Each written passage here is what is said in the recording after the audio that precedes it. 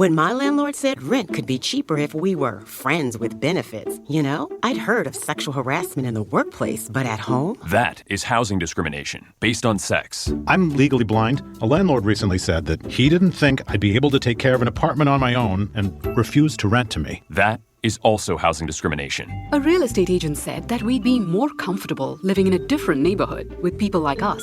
Luckily, we know our rights. It's illegal to steer prospective homeowners away from or to certain neighborhoods based on race or national origin.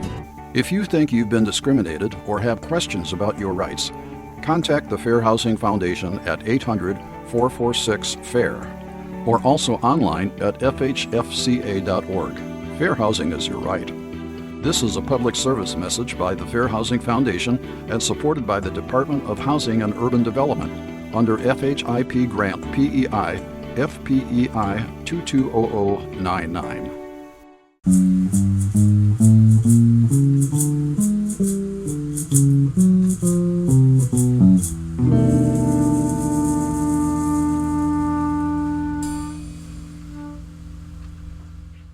Live from the worst weekend of my life is... Hey, worst week of your life, not just the weekend. It's bordering onto a full week. No. Wrong podcast again. Yeah. Wrong Pat Cat. You're right. Yeah. This is L.A. Meekly, the Los Angeles history pie. What are the other ones even listen to us to fight us on it? No, they don't. What, do the other ones even know we exist? No, they don't. We can say whatever we want now. Guess what? I'm the bodybuilding champion of the world. Is Arnold Schwarzenegger circa 1985 listening to this? Maybe. He is a Terminator. He could have come into the future. He has free time. He's not governor anymore. He's not governor. He's got, got a couple days off. Greg, what does he do? Huh? What does he do? Where's Arnold Schwarzenegger now when we need him most? Run his social media network. I don't know. Does he even have one? I don't know. What is he doing?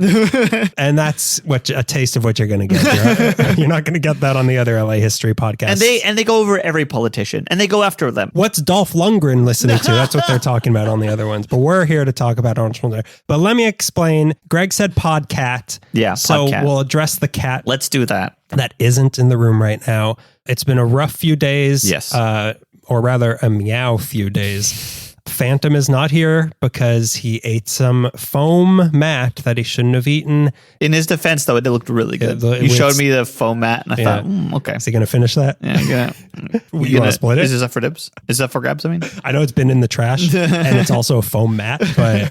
He ate some stuff he shouldn't have eaten. Yeah. He almost died, and he had surgery early this morning. He's doing fine, which is why we're recording. He's going to be okay, but he's not here right now. So everyone send some nice wishes, Phantom's way. Yeah, send some nice foam his way. Please. We're accepting all foam, even the kind that they spray at parties and clubs circa 2005. He'll eat that too. We'll accept silly string. We'll accept yoga mats. Anything he could choke on. But he's doing okay. I was considering making this part of the month, but I'll just give him a shout out. Eagle Rock Animal Emergency were very helpful. They helped with paying for a very expensive surgery. Yeah. They gave us a break a little bit, and they've been very kind and saved our cat's life. And he's going to be here next month. You'll be hearing him interrupting the recording. It'll be as if nothing ever happened. Well, actually, the real history of the river, that's going to be him next month. Have you ever seen Los Angeles Plays Itself? Meow. Meow. Also, where'd all the foam go in this place? Place sucks now. Where's all the foam? Do you have another cat in here? Be honest. Did he eat all the foam? He ate all my delicious foam I left? While I was gone? Yeah. But yeah, it's been a ridiculous few days, a very sad few days. Everyone's been very worried, but he's going to be okay. He's going to be okay. I'm happy to hear that. Yeah. And you did great. You did wonderful as cat parent. Speaking as the one who's responsible for this, so here's the thing. These mats they were these foam rubber mats that were under the legs of our couch that were there to muffle the bass coming from our old bad neighbors who we've talked about many times. They got the last laugh on this. You thought just because you killed them and buried them in the desert that you won? No, brother. And I also called the Ghostbusters to get their ghosts away from me. I thought I was done with them. Yeah. I've broke every Ouija board in the city. Just try to get through. Yeah, I said I called the Ghostbusters. I tried to DIY this. I watched a YouTube video on it. DIY stands for Do It Yokai. So, I tried to get rid of them myself with a Ouija board. I unleashed some sort of a Baphomet. But, we'll deal with that when the time comes.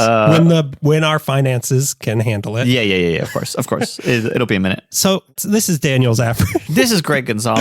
Oh, before we go even any further. Yeah.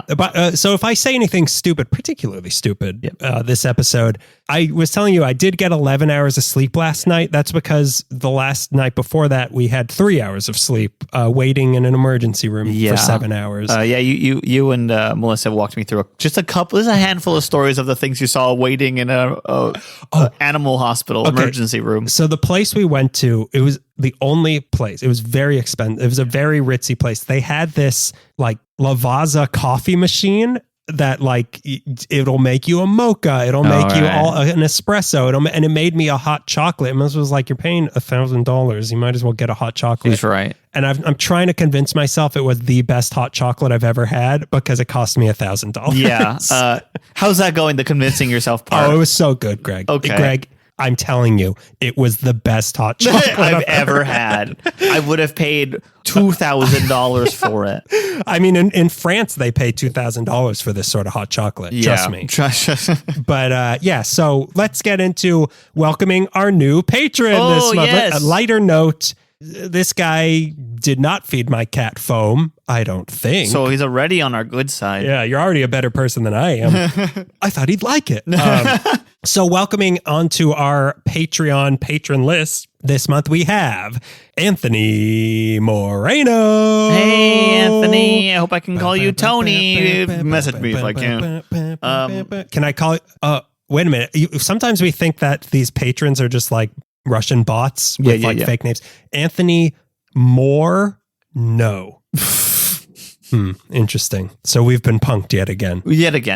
And it keeps happening. We keep falling for it. We keep welcoming in Tony Cliftons, thinking we're getting an Andy Kaufman. But I've been thinking about Tony Clifton. Where does the line between Tony Kaufman and Andy Serkis? I almost called him Andy. You're all over the place. Would you get 11 hours of sleep? I've been thinking about because Andy Kaufman, Tony Clifton. His whole thing of like when he died, before he died, he's like, I'm going to be in the year like 2010. I'm going to be at this place at this time. Yeah. And everyone showed up, he died, whatever, long before that. And everybody showed up at that place at that date at that time. And he didn't show up. That's so funny. It's very funny. What a funny last joke of like, haha, I'm actually dead. And I've been dead for 20 years. Yeah. And I can't autograph all your stuff, which is all people wanted. But look, we're here to talk about Anthony Moore. No. Thank you for supporting us, Anthony Moore. No. So you too can support us at patreon.com/LA Meekly for as little as $5 a month. You'll get a handwritten postcard from us every single month. You can join it at every level, even lower than that, and you'll get a free official LA Meekly sticker. Here's the thing though. Anthony Moore? No. He also supported us on Candy is Dandy for our Candy Review podcast. Thank you very much. And I need to call him out right now because he hasn't responded to me. Tell me what candy you want to become. Because when you join us on our on our Candy is Dandy Patreon, you get a Kevin Smith, who is a professional artist, will draw you as your favorite candy for signing up with us. And he hasn't gotten back to me of what he wants to become. So I know you're listening to this because you pay us to listen to this. So let me know so we can get that going for you because you are owed that. You hit the brakes, and the way you emphasized and made it not clear at the moment. Tell me which kind of candy you would like to become is such a threatening thing to say. Because I'm something of a Dr. Moore? No, I've had enough. I'm calling you out in front of all of your fellow Meeklinaires. That's funny. So yeah, let us know. And now let's get to our thing of the month. Before we get to March, yes. Let's talk about February. What would you, in the love month? I saw a billboard for Hallmark and they started calling it Love-uary. And I was like, come on, it's the love month. Everyone know it's trademarked. It's called the love month. I don't like the love-you-ary. It's a very like peaks and valleys word for your mouth to do. Love-you-ary. Love you, Harry. Yeah, I prefer sexuary. That's what I want to call it. So what did you do in the month of sexuary? Me and my lovely girlfriend Ada went to here we go. Pomona Antique Row.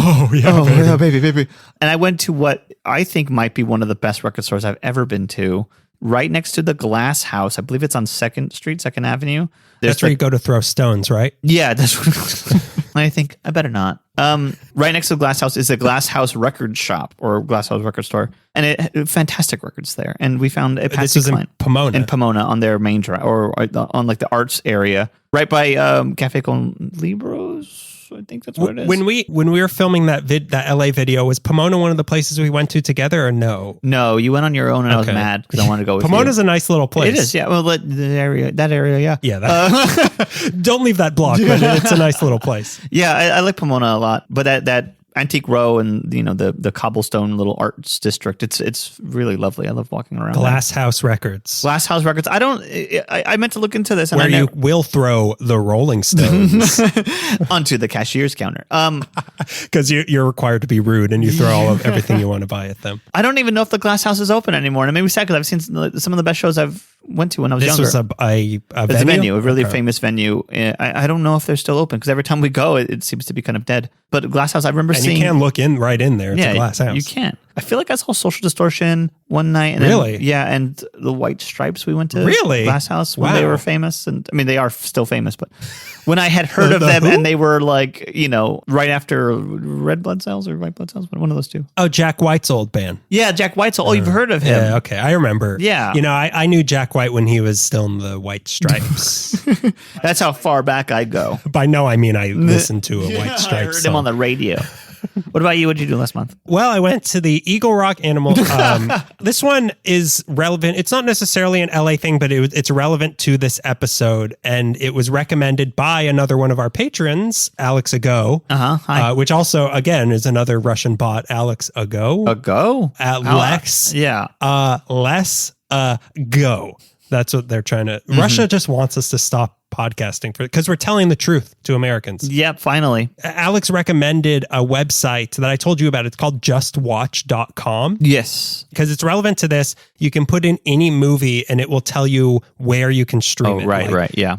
Where you can get it for free, what subscriptions have it. And it was really helpful for this episode. And Alex, I don't mean to dox him, but his address is, he does film programming at USC. Oh, wow. That's great. So he uses this a lot to know where can I find these things? So it was very helpful to learn that of, where you can, and in this episode, I put where I watched all these, but there are other ways by going to justwatch.com. Very interesting. So you can find any LA related thing and also just any movie in general. I'm considering tying it to Los Angeles. I feel like watching The Rocketeer. Listen, my cat got really sick, so give me a break.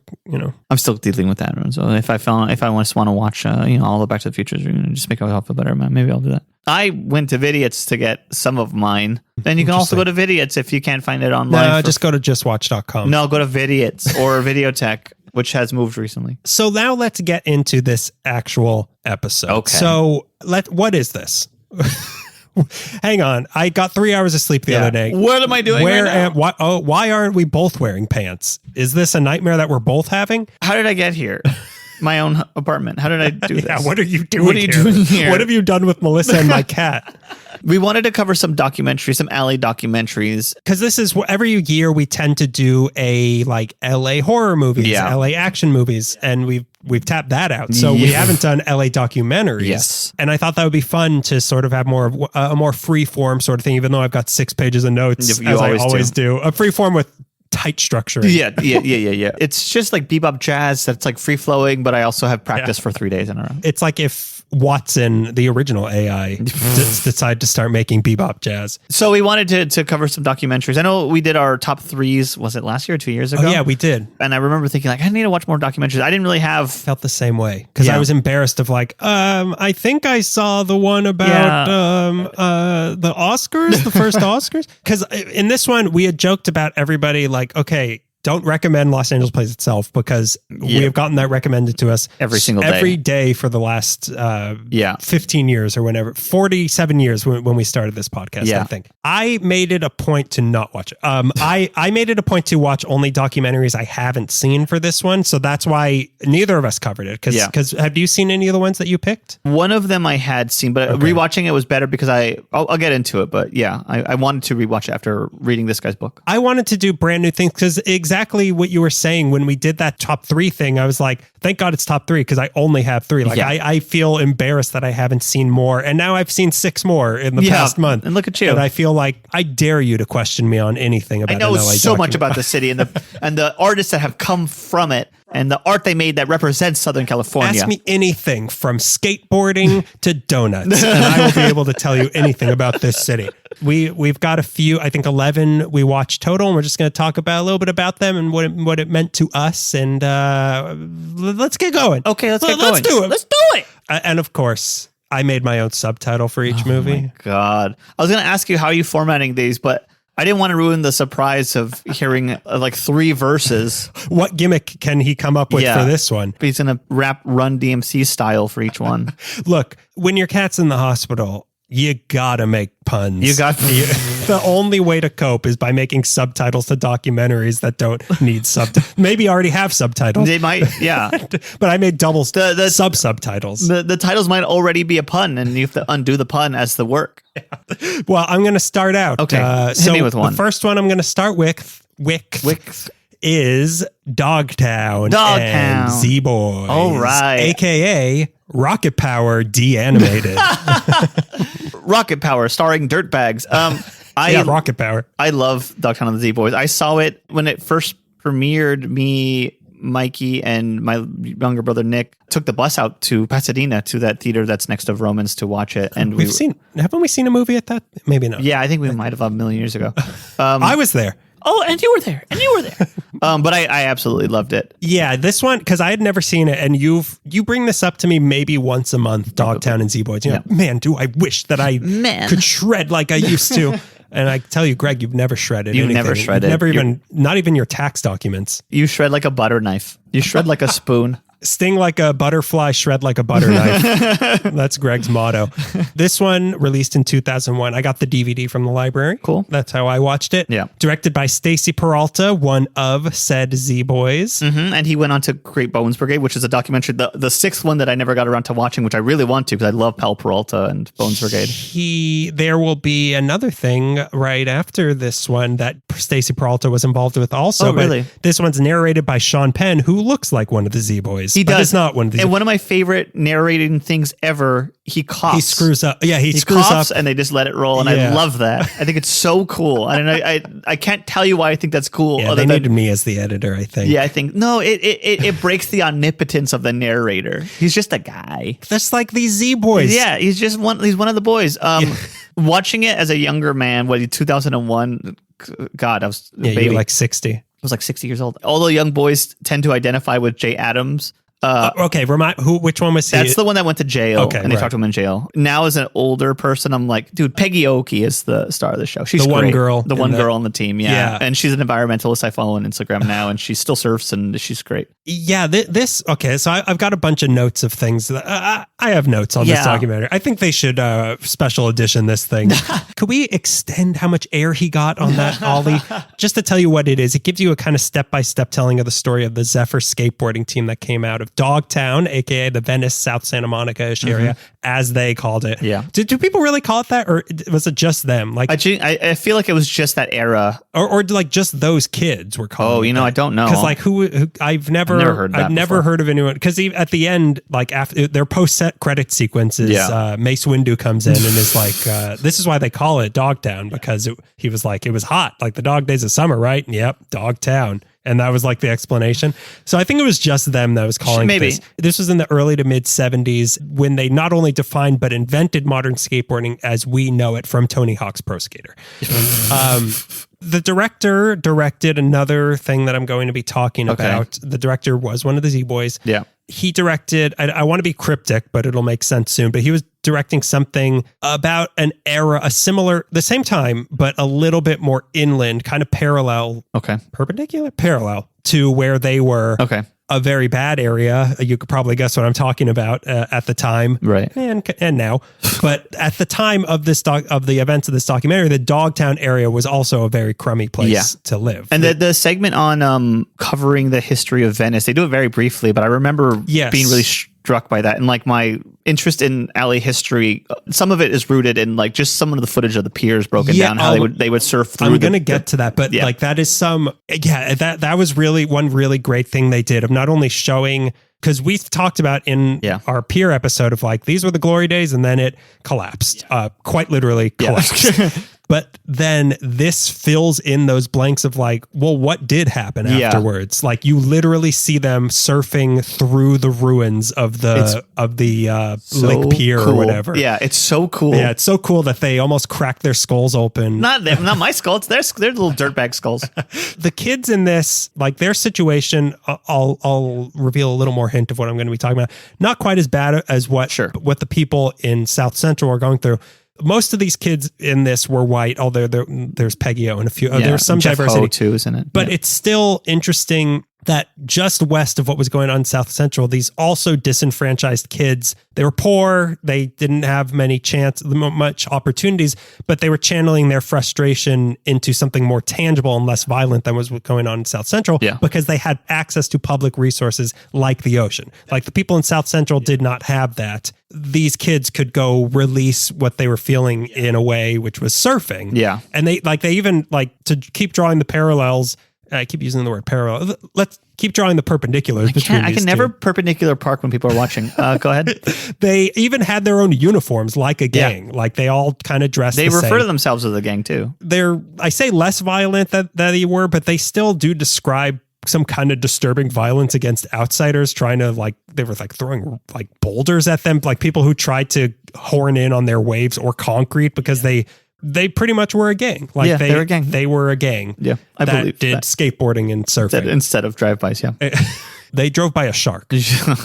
No, I was not going to even add anything important other than you're right. It sounds really cool. You're right. Matching outfits. Yeah, it is cool to throw boulders at people who just want to go to the beach. Yeah, that's There's cool. plenty of other beaches. Go to Santa Monica. Get back to all the other beaches you're not welcome to. So one thing that this documentary did very well was that it very clearly shows the progression from the surfing to skateboarding when the waves weren't there. Like they would say when the surf was not good, we would go onto the concrete and they would skate like they would surf, which is how they created a weird and unique style. Like they rode the topography of the concrete as if they were waves, and how all this led to the skate videos that we would watch as a kid. How it all. And they also do a really good job of explaining what skateboarding was before they started, how it was very gimmicky. It was like a hula hoop. Yeah, it was silly. I think they compared it directly to a hula. I just want a skateboard. A lot of documentaries I feel like don't do the work or don't do a good job of saying we really did push something, a stupid little gimmicky thing, and we pushed it to become a bigger cultural thing. I yo-yoed harder than anybody in history had yo-yoed. Man, nobody yo-yoed like him. It was yo-yoing before and yo-yo like him, and we were like bikers. We were crazy. Some people yo-yoed to the moon. I literally yo-yoed to the moon. I broke through the atmosphere. Yo-yo mama. Yeah, go ahead. One thing that they are kind of able to do all this of showing this was that they were filming everything they did. Yeah. So they pretty much have footage of everything they were able to describe. Yeah. They had they could pinpoint because they had filmed it all it happened on this day on this block. Yeah. They did a good job. I don't know why they were doing this, but they did a really good job of documenting everything that they did. So you can trace every small step, how you wonder when was the first time people used fire? They have footage of this is the first time someone went vertical on a skateboard. Yeah, they have here's footage of it. Yeah, they have a photo of Tony Alva getting air for the first time out of a pool and then coming back down. It's crazy. And they have a photo of it. The very first time someone popped up. It was like watching the evolution of having two apes walking with four hands to they had two hands on the ground, and then all of a sudden they're flying, their wheels aren't even touching the ground. You can see the evolution of skateboarding happening in this documentary. I hold it up with American Graffiti and On Any Sunday as one of the best.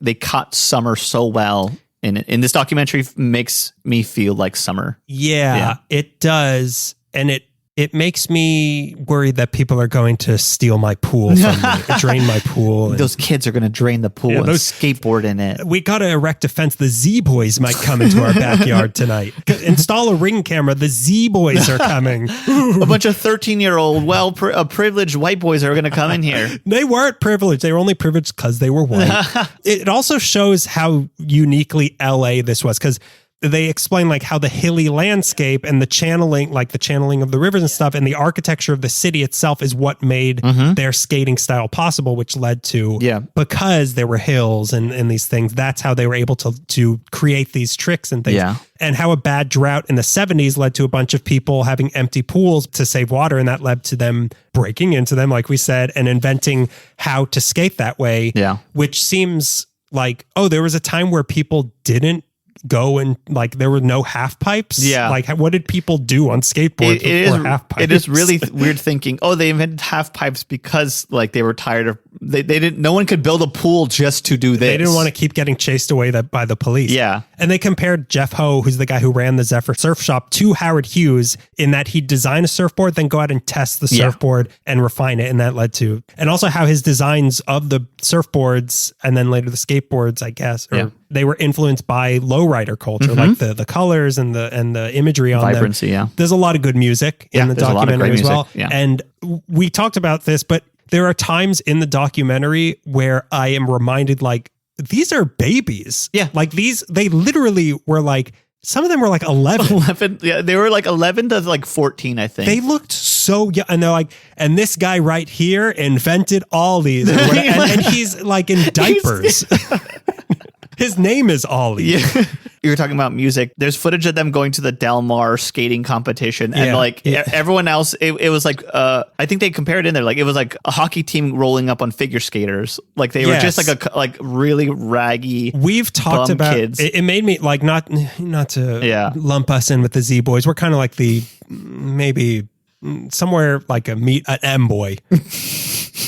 M for mediocre. But when we used to do stand-up comedy and we would sometimes be at some show or whatever, and there were people who were on whatever that like, they came from a comedy class, or like, they only perform at this place. Yeah. And you and I were going to like 2 a.m. every night to like these awful bars and terrible things where it was so rough and awful. Yeah. And these other places, like we felt like outdoor dogs compared to the indoor dogs that these other people were. Yeah. And that's kind of what this felt like of these, like, I shall now produce a 360. Perfectly, by the way.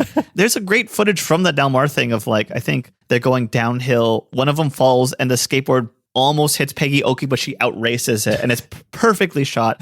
Jay Adams doing all the hop up stuff where he like jumps up, grabbing the board and jumping up. Like it's so dumb, but they're so aggressive and crazy that like that outdoor dog energy was really made them stand out. It was, and everyone was like, "Get these Z boys out of here, Stacy Peralta."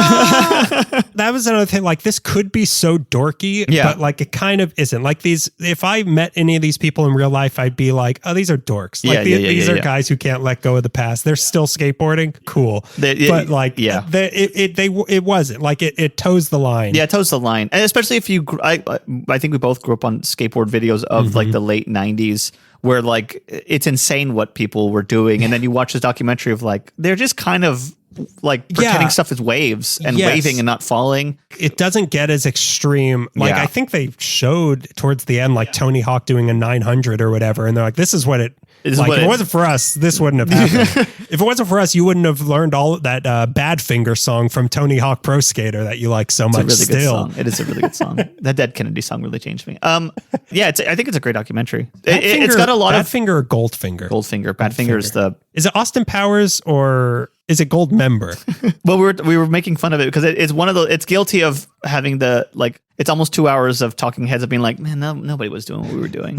Man, we were so out there, and nobody even they didn't even know we were so crazy for what we were doing. If they couldn't back it up, it would be dorky. Yes. But you know what? They were right. They were kind of right. Well, you want to get to the next one? Let's get to your first documentary. Related to that in a very silly way, I watched. It's a documentary, but it felt more like a DVD extra called Accidental Icon, The Story of Gidget, which is Catherine Cohn's story of being like a small, precocious surfer who hung out with a bunch of boys, and her dad turned it into a screenplay and it became the Gidget movie, and then like it became the Gidget series. He wrote a book. The book became he also, I think, wrote the screenplay for the movie starring Sandra Dee, became the TV show starring Sally Field. Right. I was going to say, are we going to follow the line between Gidget and the Flying Nun in this discussion? I need to watch the Flying Nun because everyone acts like it's superior, and I don't think anything's superior to Gidget. Mother superior. Thank you. That's very That's funny. what they meant. We're such a great alley-oop team.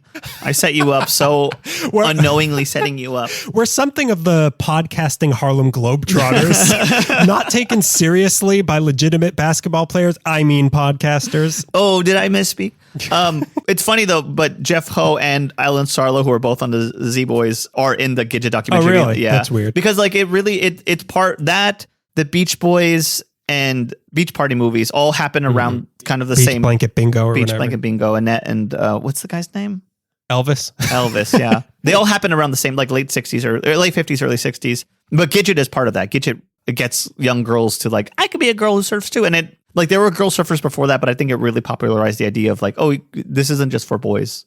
I've never seen Gidget, the movie or the series. They're a lot of fun. Or the woman. I like it. It's very Southern California, very summery. And it's just a young girl who's like. Where did you watch this? When did it come out? There's a lot of who's directing it? Who's the narrator? Yeah, who's the narrator? Is Sean Penn narrating this? Who edited this as well? I rented the Gidget series from the library. I watched maybe 3/4 of it. There's only one season. I think I saw some of the Gidgets on Tubi and another one on. But where'd you watch this documentary? Oh, a DVD. I rented a DVD from Vidiot's, who has a very great sports documentary When series. did it come out? 2010, the real Gidget story. But I kind of had an idea that they've been redoing Gidget until like maybe the 2000s. They were like still putting out Gidget gets married, Gidget goes to college.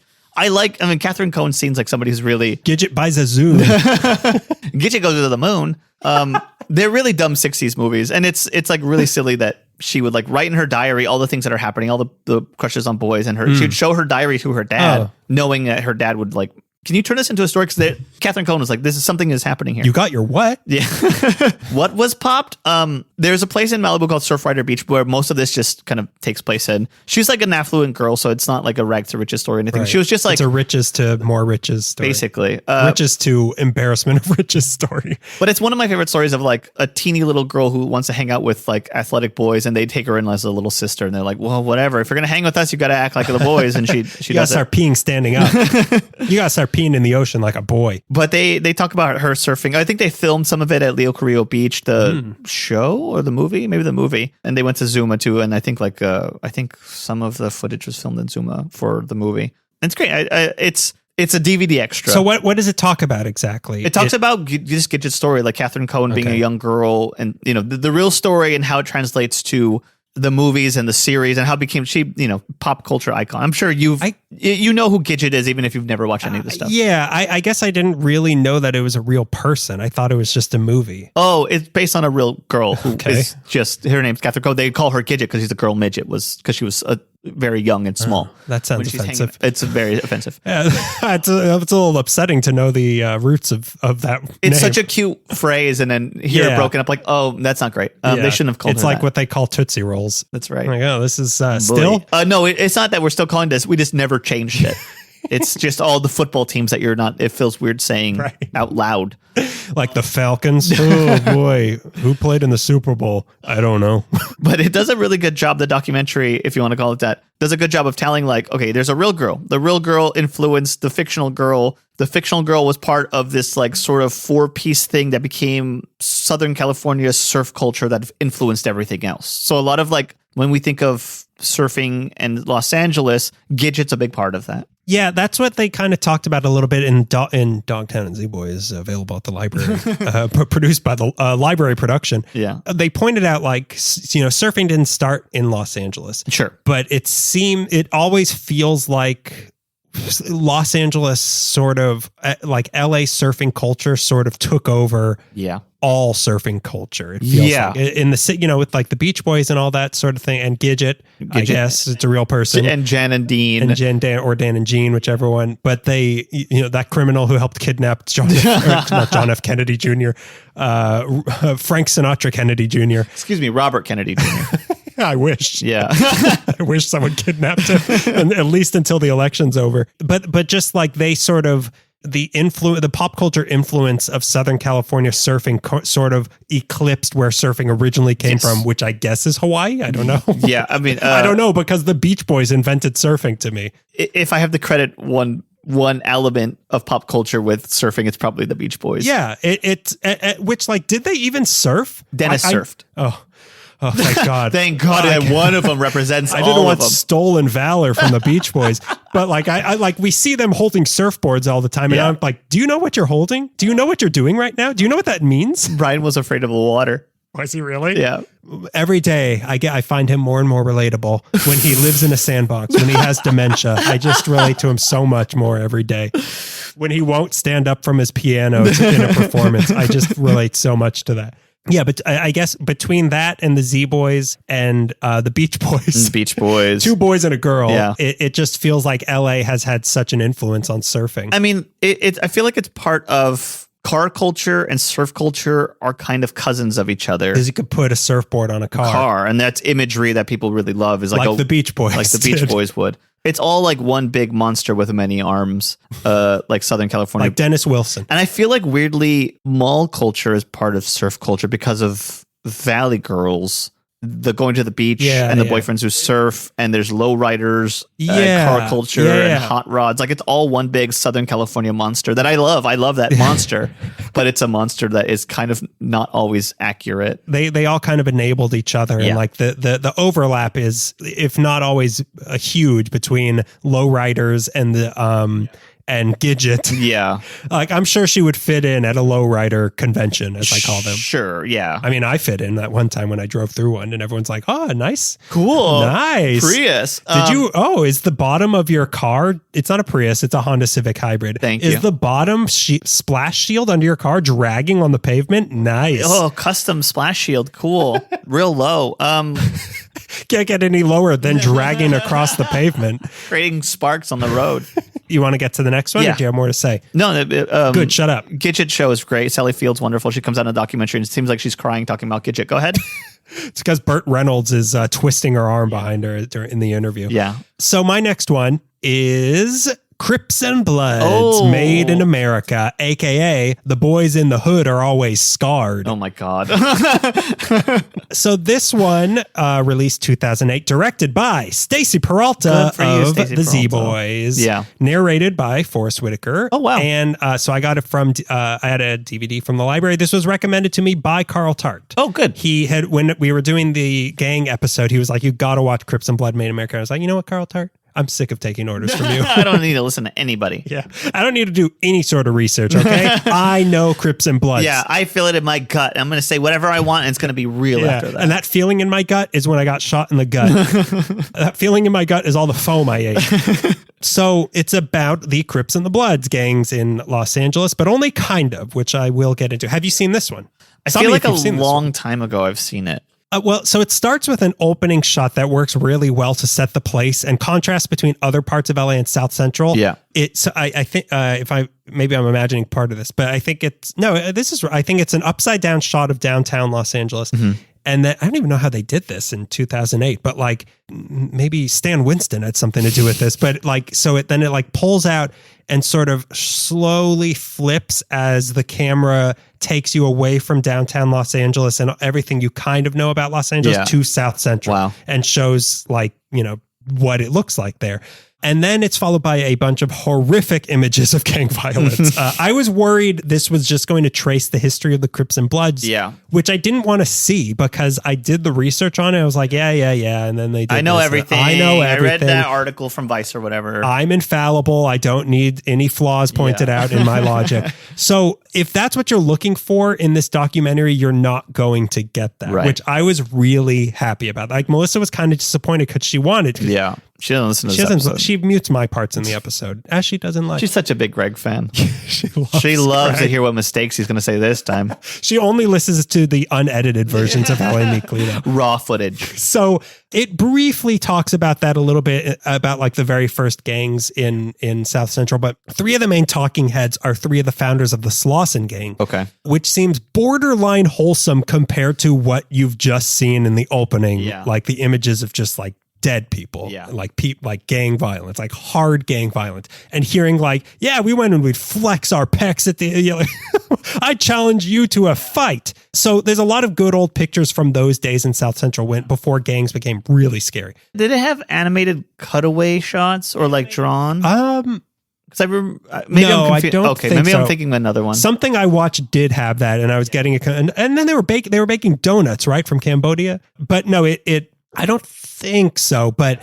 they had a lot of shots of like 60s, like post Watts, I guess pre Watts and post Watts, but like just like when a gang was like these guys dressed up and rode around in nice cars. Yeah, like okay. that, like a lot of footage of that, which, like I was saying, seems like, those were the days. It really does seem nice. Yeah. But what the documentary focuses on, which was a surprise to me, was not the how, but the why of these gangs. So it traces the roots all the way to the beginning of the first black people coming to LA, to the glories of the Dunbar Hotel and Central Avenue, to the closing of all the car factories that people were working in that led to the economic downslide, into the Parker era LAPD with a lot of footage of police brutality harassing the community, and the restrictive housing covenants, which was all a precursor to the Watts uprising, which they also have footage of. Wow.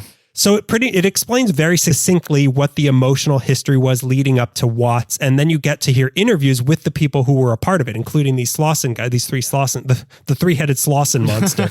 Then from there, you follow the through line to how nothing changed after Watts, which led to the formation of the Crips and then the formation of the Bloods because of the Crips. And these guys who lived through both explaining just how truly scary and tragic that was, because compared to these guys who had to face all the same problems, they at least had the strong black figureheads of the 50s and 60s. Yes. But by the time the Crips and the Blood started, all those men were dead or in prison. So the younger generation formed without having role models to look up to. And that led to just like disregard for human life, like just kill, like just a scary mindset that these kids were raised with. Yeah.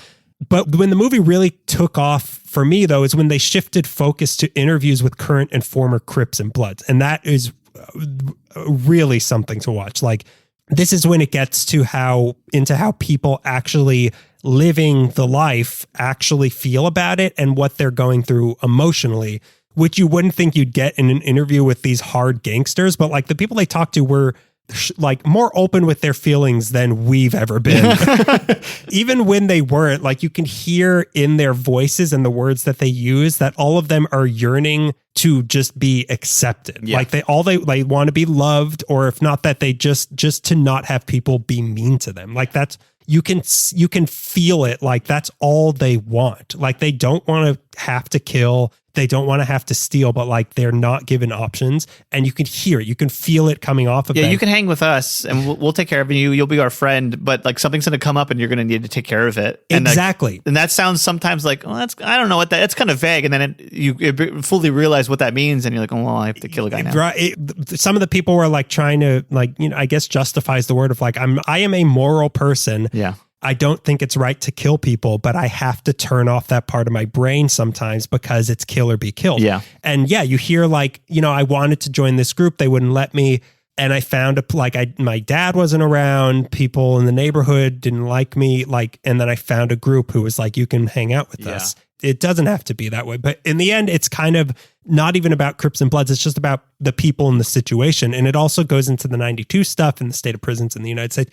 It is a little disjointed at times, and it kind of jumps around with that Stacey Peralta style. The star, if you can say, of this is Kumasi, who is one of the Slauson founders, who is like seething with rage. Like you can hear how angry he is that this is what these people have to go through. And he's making great points throughout the whole time. And his rage is just like so right. Like everything he says is right. And it feels so good, not good, but it's like, yes, you are saying, I agree, Kumasi. They even, so they get into the fashion a little bit, and they show one of the funniest and most shocking images in this whole thing, which is a pair of pants that have been starched so strongly that it is standing up on its own with nobody in them. Because they were talking about like you had to look good, you had to starch your pants, and they starched a pair of pants so much, it was just standing in a kitchen with nobody in it. A pair of pants, Greg.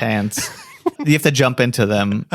That's like you come down a fire pole. Yeah, hearing my dad talk about like, you can't go out without creasing your pants. Yes. And you're like, what? It's so weird that like, yeah, you're going to have to kill this person today, but make sure you wear a nice crisp white shirt when you do it. The fashion being involved with all gangs is so funny. Of like, yeah, we're, nobody messes with us, but at the same time, if you're not wearing, if your pants aren't cuffed in just the right way, you are out of the game. Yeah, but he's wearing an Angel's hat, so we can't trust him. It's a really, like I said, if you listen to the LA Meekly episode on the Crips and Bloods, if you want to hear the history of them, but if you want to hear interviews with actual gang members and former gang members, like it's devastating. Yeah. Like there's one sequence where like a bunch of moms and sisters are holding just pictures of like their sons and nephews and cousins that have just been killed at like 18 or something.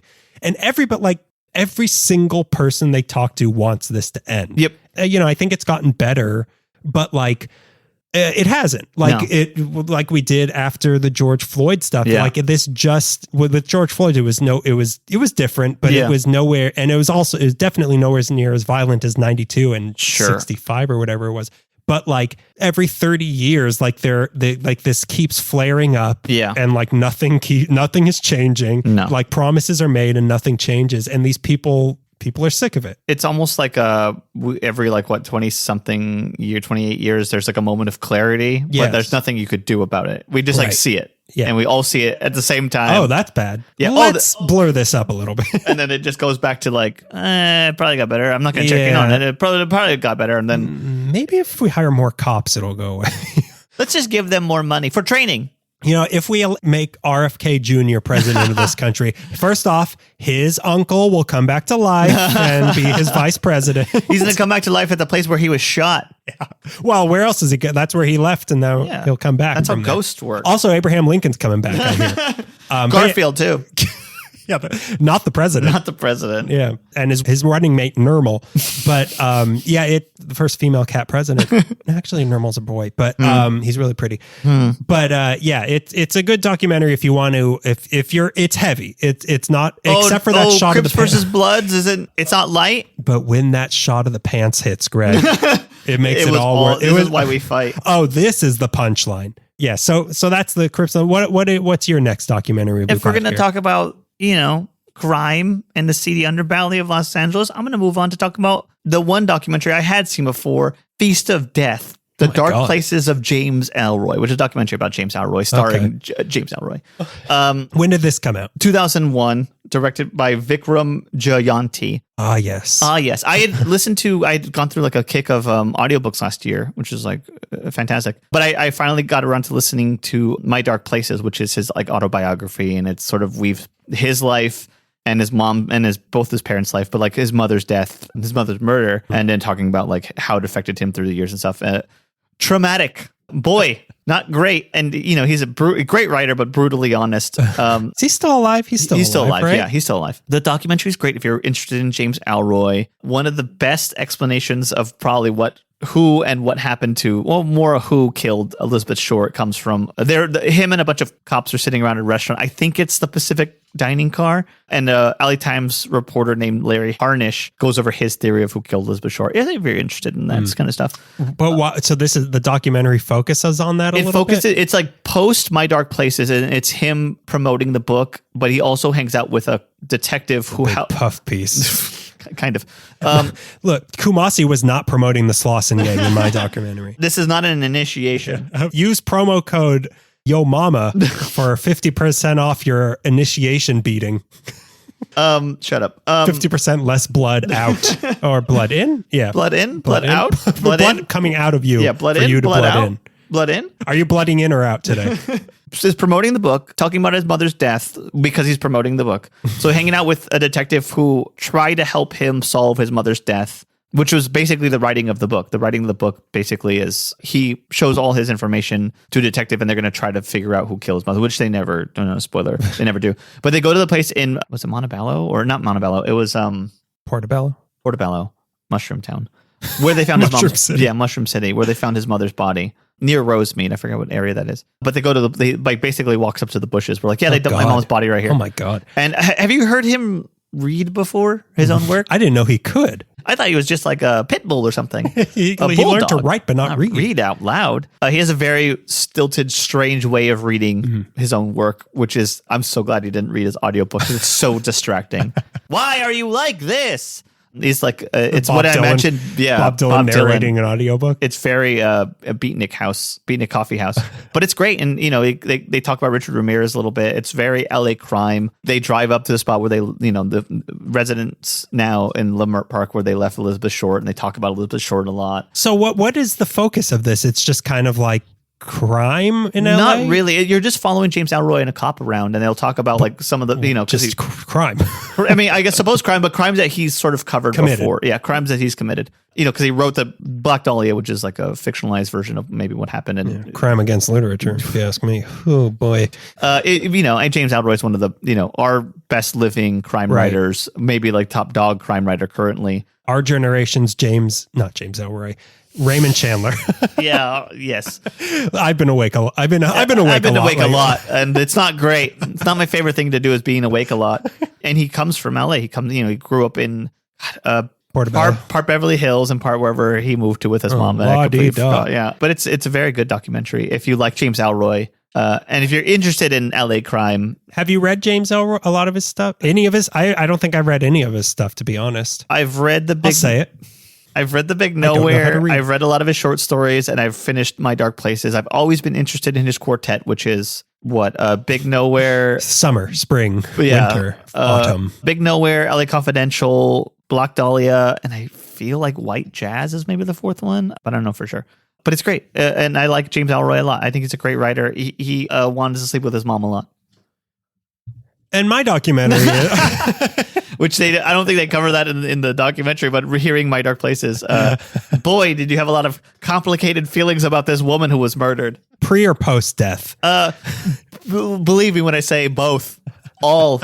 It's got, he just has so much LA history in his bones. And he was so influenced by a book that Jack Webb of Dragnet wrote about like LA crime and stuff. So like really like it's seeped in him, like LA history, LA crime is just so much a part of him that when he spews anything out, all his books are basically like, here's a real thing and here's my fictionalized account of how it happened. He marries the two together. Like he wanted to do to his mom. Like he wanted to do with his mom. Who wrote Bosch? Who's Bosch?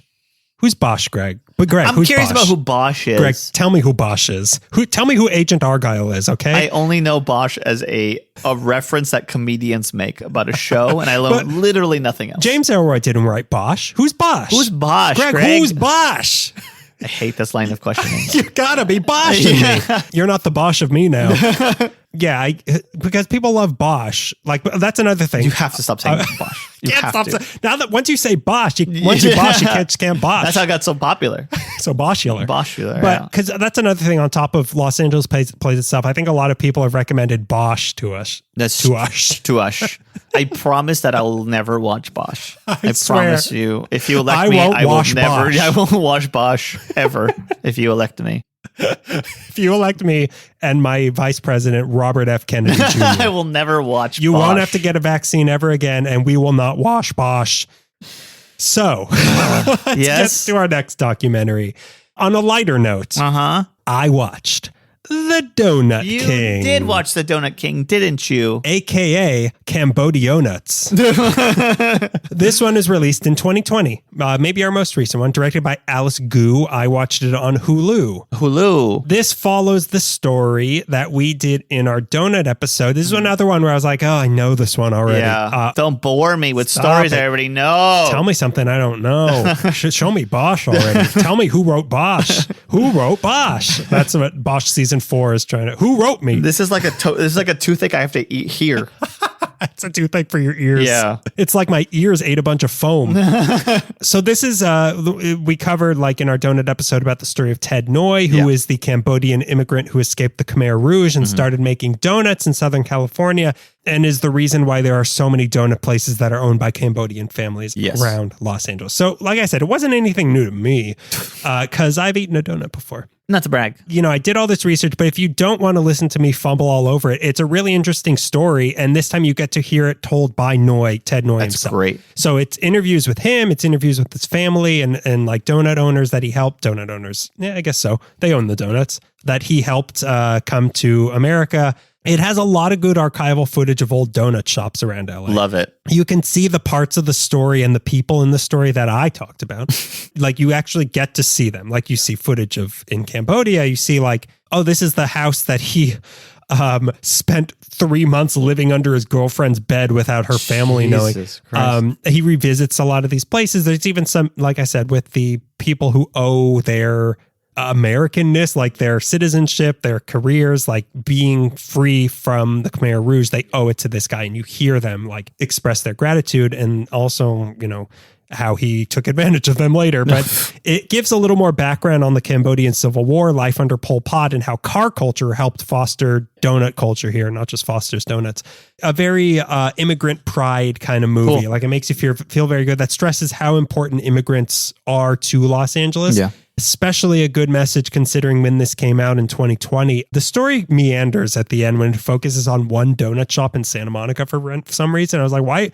Like, why you? Like, why are we talking about you so much? Oh, you funded it. Okay. Yeah, exactly. I was like, oh, okay. So this is the James Ellroy's book of this documentary. So like you watching Willy Wonka as a kid, you are going to have to pause this and get donuts while you watch it because there is so many, we were eating donuts for like a week afterwards because like there are so much footage of donuts that look so good in this documentary. And it's just a celebration of LA's donut culture, which is something we've always pinpointed even before, long before we did a whole episode about it, of how donuts are to Los Angeles as pizza is to New York. Like there is just so many donut places around here. There's so many, but when you go looking for, we're like, well, the donut shops in Beverly Hills. Whenever you need them most, the donut shops aren't around. Am I right? Defund the donut shops. Yeah, it wasn't anything new to me because I did all the research on this. So smart. I'm really intelligent and I've eaten a lot of donuts. But yeah, like if you want a recap of that episode, if you haven't listened to it, you can watch this. And if you want to see donuts, you can watch it. It's a very interesting story. Okay. Maybe my least favorite of all the documentaries I've watched in this, but you hate the one about immigrants. That's good to know. That's really good to know. I mean, why do they have to be pro-immigrant? Shoving their Cambodian agenda down my throat with glazed with jelly, glazed. We've said donuts so much in the last 2 minutes. So I'm like, you know what sounds good right now is a bunch of donuts that I don't need. You know, it sounds good right now. A reading of James Ellroy. But yeah, have you seen this one? I forgot to ask you. Have you heard about this? You seen this? Stop me if you've seen this. No, I have not seen The Donut King. It's good. Like you lived through it. Me telling you this, you lived through Pol Pot's regime. You get it. It's worth a watch if you want to get hungry for donuts or if you want a refresher on that story. Yeah. It doesn't do much like how with the Crips and the Bloods thing. It's not just a beat by beat history. It gets into the emotion. This one doesn't really. It is kind of a beat by beat history of it. And you know, sometimes that's fine. That's fine. Yeah. Not for me though, because I already knew it. I'm really smart. For really smart people, you're not going to you're not going to like this. I bet it's really good. I bet I'll love it. It's good. Yeah, you'll really like it. But there are so many. Like, honestly, get donuts before you watch this because you will have to pause it and get donuts. But that's the Donut King. Okay. It sounds delicious. Thank you for recommending. It is the most delicious of all the documentaries. I might stop on the way home just to get, we've said it too much. Instead of watching documentary, I might just eat a bunch of donuts and say that I did. We talked about it so much, I'm probably going to join the Crips after this. I'm going to probably be a 13-year-old girl surfing in the 60s. I'm going to surf down to Watts and join the Crips, much like Kurt Russell did in Escape from Los Angeles. So what's your next documentary we've got here? My next one is also about a single character who came from Southern California and influenced everything else. This one is Tales of the Rat Fink, the story of Ed Big Daddy Roth. Okay. Who is a car designer and painter and from Southern California. He's from Bell, which I didn't know because I looked on his Wikipedia every once in a while. It says he's from Beverly Hills. I think he was born in Beverly Hills. Beverly Hills. But Beverly Hills. And raised in Bell, California, where he went to high school and had his shop in what's the area called? Portobello. Oh my God. Maywood. He had his shop in Maywood. And it's really famous. Obviously Rat Fink is loved by all car people throughout the entire world. By all people named Greg on this podcast. Yeah. This is a guy who I've always, if we ever do just an artists episode, which I don't know if we've done. We have done an artist episode. We have? And if we do another one, this guy should be in it. I agree. I absolutely agree. Because this documentary, it was done by Ron Mann, who did Comic Book Confidential, another documentary I love. And it's very fun. It's sort of he'll animate a sort of 2D version of stuff and make sounds he does sounds for Rat Fink, which Rat Fink has a voice probably. I love Rat Fink. He sounds like James Ellroy. Yeah, he sounds like James Earl Jones. He's very eloquent. I grew up, a son of a car kid, lots of car guys in my family. Son of a car kid. Son of a car guy. Well, he has a kid too. But Rat Fink was just always around, and watching the documentary and hearing the creation of Rat Fink was done on a napkin because he hated Mickey Mouse so much. When asked what would your version of Mickey Mouse be, he drew Rat Fink. And a lot of 60s, I kept saying he's the Forrest Ackerman of cars.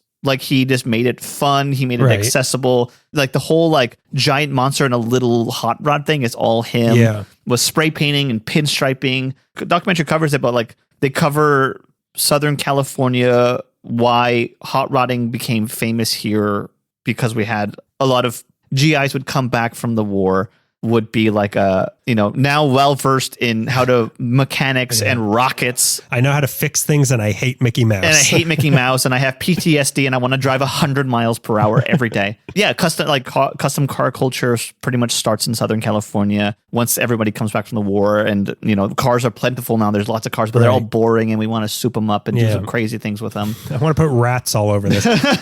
So far we've covered in this LA's biggest contributions: skateboarding, surfing, surf culture, skate culture, surf culture, car culture, gang culture, and donut culture, Los Angeles, multi-arm monster. But once fiberglass starts to become a thing, he starts designing and building his own cars, which are super kooky. And the documentary, it's really cool. So Rat Fink does the voice of Ed Roth, who it's very strange because there's footage of him at a convention, I think in 2001. And it starts off with John Goodman saying this is 6 months before I popped the big one. And he died. And you're what? He's playing Ed Roth, but Ed Roth is dead. So it's a ghost of Ed Roth is narrating this thing. What? But they have doing the voices of the cars and talking about how the car was created and why it was created. They have artist Robert Williams. They have the Smothers Brothers. They have Brian Wilson doing the surf fight. What? They have, who is some of the other ones?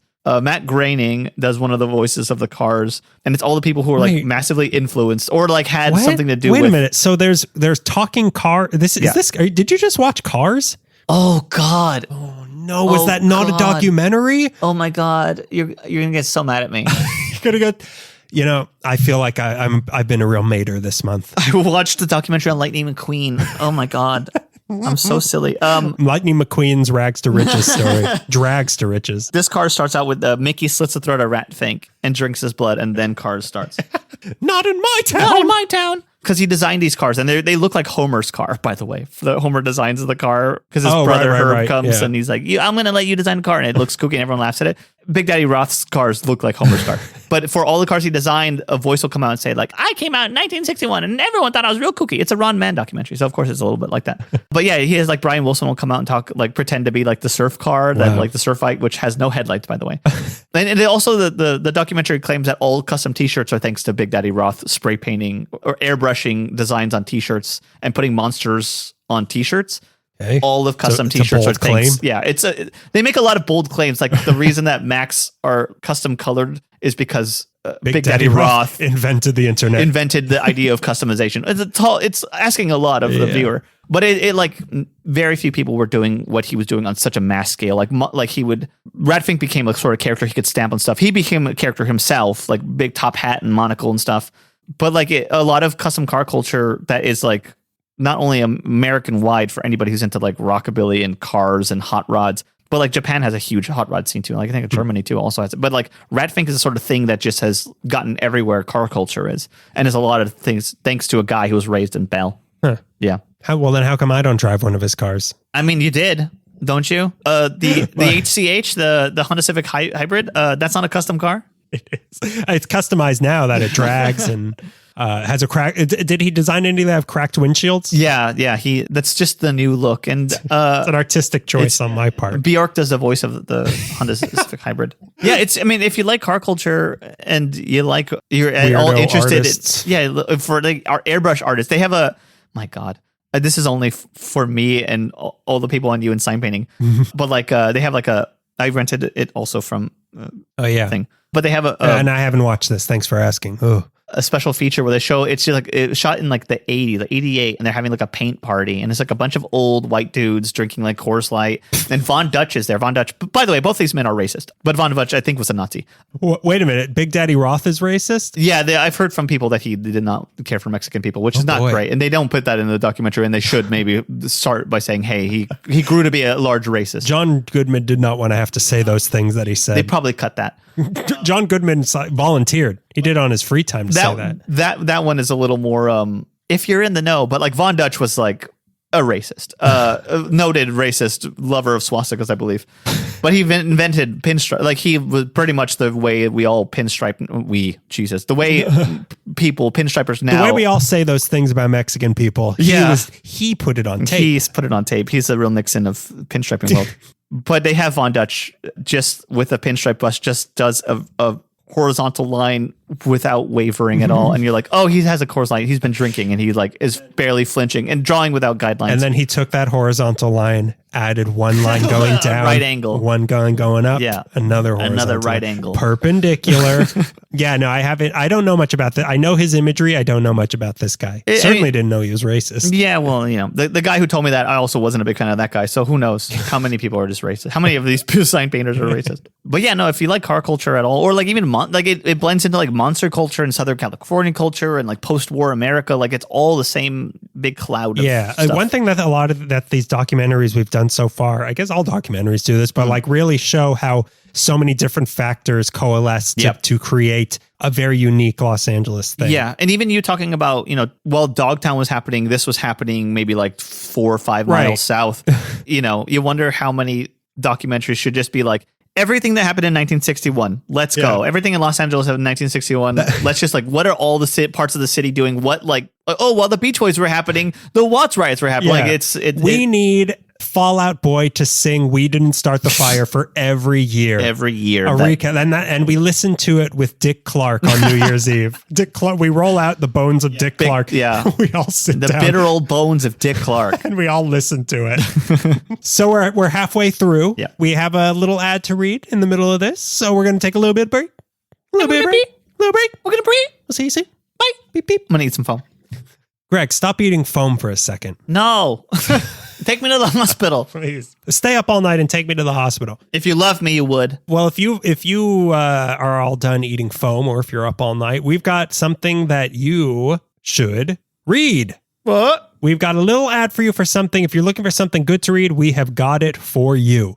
Youth Group is a new graphic novel from Jordan Morris and Bowen McCurdy. This YA horror comedy follows a goofy teen Bible study group who has to slay demons and perform exorcisms when they're done learning about abstinence and how you don't need drugs to have a good time. That sounds incredible. For fans of Buffy the Vampire Slayer and Shaun of the Dead, the book is available for pre-order now. It's not out yet, but for pre-order on Amazon, Barnes & Noble, or your local indie bookstore. Jordan also will sign and personalize all orders done via Book Soup in West Hollywood. So great. That is Youth Group, a graphic novel by Jordan Morris and Bowen McCurdy that we wanted to help promote. So I worked with Jordan during my brief but unforgettable tenure as the producer on his long-running podcast, Jordan Jesse Go, with Jesse Thorne as well. So Jordan Jesse Go, they're one of the first podcasts ever, and you might also know Jordan for his work on Good Mythical Morning, where he plays Cotton Candy Randy, among other things. So you probably know who Jordan is. He is one of the funniest people I've ever met, and he's written Archie horror comics as well for the official Archie company, which are really good. So I know that this also, he's written other graphic novels, and he writes for TV as well. He's a very good writer, so you should go buy this Youth Group by Jordan Morris and Bowen McCurdy. You can pre-order it now. I'm gonna. Don't. Everybody, put down the foam. Get the foam out of your mouth. Yeah. Go to Book Soup. pre-order Youth Group by Jordan Morris and Bowen McCurdy. And now, put that phone back in your mouth because here comes a little more L.A. Meekly.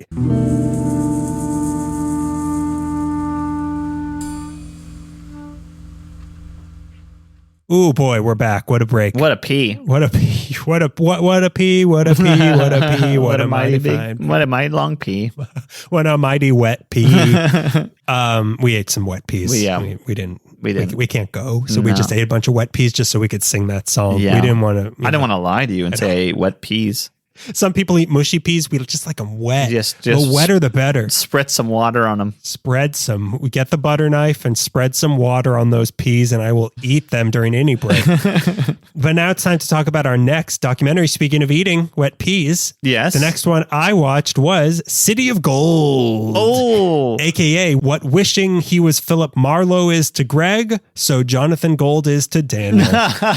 This was released in 2015, directed by Laura Gabbert. I got the DVD from the library. Cool. Have you seen this? Have you seen this? No, this is along with... Our favorite segment, Stop Me If You've Seen This. Yeah, some of you have seen this. Along with LA Plays Itself, City of Gold is the other one that gets recommended to me all the time. And this is one that, I mean, I make it sound like I hate LA Plays Itself. It's just that it gets recommended. It's very good. Didn't we see it together? No. Okay. No. Because I saw it at the Aero Theater. Yeah. And the air conditioner was broken, and it was broken. It was broken. And it was really hot, and the director was there to talk about it. So it was like, we just watched this 3-hour documentary in the middle of summer, and now you want to talk to me? No, thanks. But City of Gold also sounds really interesting. I just never gotten around to it, but it gets recommended to me a lot. Well, if you haven't heard, yeah, tell me if you heard this one. It's about the Pulitzer Prize winning LA Times food critic Jonathan Gold. It follows him around the city in his truck, which I think is the same truck you drive. He's got an S10? You got truck nuts on that thing? Yeah, I'm a real truck guy. As he goes around to a few restaurants around Los Angeles, there's interviews with chefs and writers about his work. Lots of driving around, which you would really love. I do. He even talks about, I just like getting in my truck and driving around Los Angeles. Me too, brother. As his writings did, the documentary highlights the unglamorous parts of LA that people like us and anybody listening really love, that have their own type of beauty. It celebrates the city's multiculturalism as being its most important feature. Yes. I have my issues with Jonathan Gold's recommendations. I always have, but I won't deny his importance. And I appreciate that he was highlighting strip mall type places rather than places like Spago. Yeah. And he's spoiler alert, he's dead now. They don't talk about this. And they're talking about he's dead. They don't have his death live on camera. That's the bonus feature. Yeah. Click here to watch Jonathan Gold die. Who hasn't gotten that pop-up when they're on RussianBots.com? So I do think the city is lesser without Jonathan Gold. There's no denying that. Yeah. But I do have my issues with his recommendations, which I'll kind of get into more later. One thing he did that he talks about, he spent a year eating at every restaurant along Pico, which is a dream of mine. Not Pico. I do every restaurant along Slauson. Every restaurant along Slauson. That's what I want to I know some good stuff on Slauson. I think they have a Tams. My problem with it, here we're getting to it. My problem with his recommendations is that 9 out of the 10 places that I've ever gone to that are like Jonathan Gold approves this place have not been very good. Okay. So my question is, with this documentary kind of got me thinking, maybe more than all the other ones, about just like, does the success that is rained down upon a place that is blessed by Jonathan Gold ruin the place? Interesting. Do they get complacent? Do they stop trying as hard? And as a greater question for Los Angeles, does success ruin everything in Los Angeles? Yeah, it makes it so trendy that the average person can't even go there, be that a question of long lines or raised prices, just because somebody somewhere said this is good. That's why I won't say out loud what my favorite bar in the Valley is. Right. Even though personally we'll tell you. We'll tell you, yeah. If you work for a big publication. Yeah. If you work for Vice, I'll tell you. But that's kind of like, because so many places I've been to that were Jonathan Gold approved, and it's like, it wasn't very good. Yeah. Like, well, you're saying it like it's objective. Remember that, like, no, it's food. It's food. If it's good or bad. And everyone agrees. He has different tastes than you do. So, like, it's bad. It's objectively bad. But I am just as into these small, like, I would much prefer to go to a strip mall place. Yes. But I really think it's just, it's a thing of like, oh, this place was told they were very good. Yeah. It went to their heads. They raised their prices. They stopped trying so hard. Like, Sure. I feel like there were a few that I've gone to, like I said, 9 out of 10. Right. So there is the one like, oh, this is really good. Yeah. Okay. So I feel like I really just think it's a question of, anything that kind of gets popular in Los Angeles is kind of consumed by its own popularity. Like either it destroys them from the inside or they are crushed by the spotlight on the outside. Yeah. Dodgers in the playoffs. Yeah. Yeah. Choking is a national pastime. Yeah. It's what they're best at. Yeah. And this is really where choking culture starts in Los Angeles. Talk to us about all the actors that choked in a closet jacking off. If one thing Los Angeles does great, it's eating foam that it shouldn't eat. That kind of leads me to my next point about this documentary. So it's almost 10 years old at this point. It feels, I imagine, much different than it did when it first comes out. Because the last 4 years, I think, have made everything worse. Worldwide. Since COVID happened, I think it made everything in Los Angeles a little bit worse. The city got so much more expensive. A lot of places charge more for less. Worse food. Like they give you smaller portions, and they've kind of given up. They're not trying as hard because people's, why work harder when your wages aren't enough to keep you housed? So this felt to me more like an ode to a form of Los Angeles that's gone. And it kind of made me really sad to watch this. Like to think that these strip mall type places are often as expensive now as the upscale places that he avoided going to were, and the average person's salary isn't keeping up to match that. Like even going to some of these places, it's like cost prohibitive. Yeah. Which was the point. Food trucks, it's an egregious how much it's they crazy. Charge like you. These are the places he was celebrating of like, this is where the people can eat. And at this point, with everything that's happened in the last 4 years, like people have gotten greedy and it's like the gap between the haves and have-nots or the hungry and not hungries has grown. And it feels really sad to me of like, would Jonathan Gold have approved this? Because like, it really feels like a lot of things in Los Angeles have gone in a bad direction in the last 4 years. Quality of life has dropped so much. And quality of food, which is more important. Is certainly more important. It really got me thinking about that of like, does Los Angeles suck now? I mean, according to everybody who comes here to be an actor, and it always has. I mean, it's really hard to live in the city. I mean, I went to a taco stand the other day, and it's $10 for a burrito. Like, and that's cheap compared to other places. Certainly is. If we went to Las Fuentes today, we would pay much more than we did. $20 each. Yeah, $20 each. We went to Zanku recently, and it was so expensive. I couldn't believe it was like I was going to a restaurant. Yes, that's the thing. Like, if my wages have gone up that much in the last 4 years, it wouldn't be a problem, but they haven't. Yeah. So, well, the minimum wage has gone up, which is great, but it's not gone as much. Yeah. And so is everything else. Now everyone else is charging just as much to pay for the minimum wage workers there. So like it's the carrot on a stick. Like it doesn't matter. Right. Yeah, and I can't even afford the carrot. I can only eat the stick now. How much is a string to hold the carrot onto the stick? You're charging how much for carrot in the stick? Give me the whip. The whip is always free. Yeah. You charge me for whip now? I ate whip and now I got to go to a cat hospital?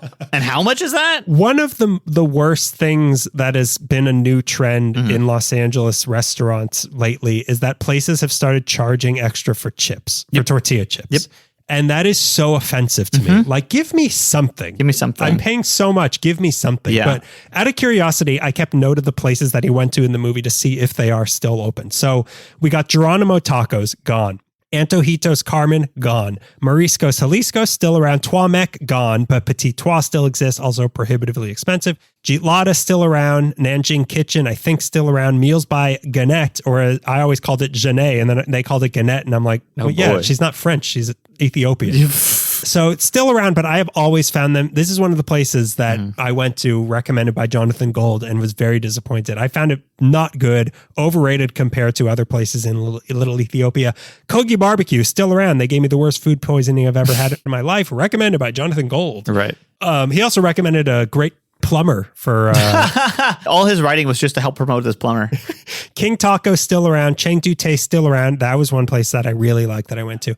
Atari Sandwich Shop still around, but I also felt that was overrated. Moles La Tia, gone. Guelaguetza still around. Guelaguetza's Earl's very Grill good. still around as Earl's on Crenshaw. So in the end, 10 of the 14 are still there, but a lot of these places, like I said, have become very expensive. But even the non-food places that they talk about in this, LA Weekly is pretty much dead, who we used to work for. LA Times is slowly dying. KCRW is bleeding out. They even went to LACMA, which is no longer there. And Jonathan Gold himself is dead. So it just felt very melancholy. Ghost of Los Angeles that's gone, and it wasn't even that long ago. It was not and that was not at all, obviously not the intention. Like this was a celebration of Los Angeles, and in 10 years, not even 10 years later, it feels like a whole other time that's never coming back, and it felt really sad to me. That's you've depressed me so much. Yeah, like this was supposed to be a celebration of Los Angeles. I was like, oh yeah, that was a good form of Los Angeles, but like it's not like that anymore. And we were probably around at that time saying the Los Angeles that we love is gone. Right. During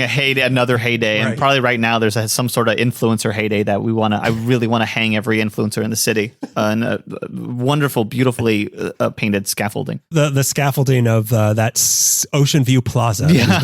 It just this one of more so than the Crips and the Bloods like bummed me out a lot. Yeah. Of just like, yeah, that's gone. I take the streets to work sometimes, and that's a mistake only in that I pass so many places where I'm like, well, that used to be Meltdown, that's gone now. Right. Like, Amoeba used to be here, it's gone now. Yes. Arclight, the Cinerama Dome, like all these things that we love. That are just getting priced out for nothing. For nothing. For a place that's going to be around, it's some gimmicky place for influencers that's going to be around for half an hour. Or a cannabis store. Or cannabis. Everything's just becoming cannabis stores now, which, God bless cannabis. To people who don't smoke marijuana. But we do a lot of cannabis. Yeah. Yeah, this one just felt very sad. Yeah, watching it feels like 10 we're years later. tailing behind San Francisco, and we're going to be, a completely vacant city. And once one industry buckles, it's going to be like a ghost town here. Yeah, once TikTok is shut down by the government, this whole city is going to crumble.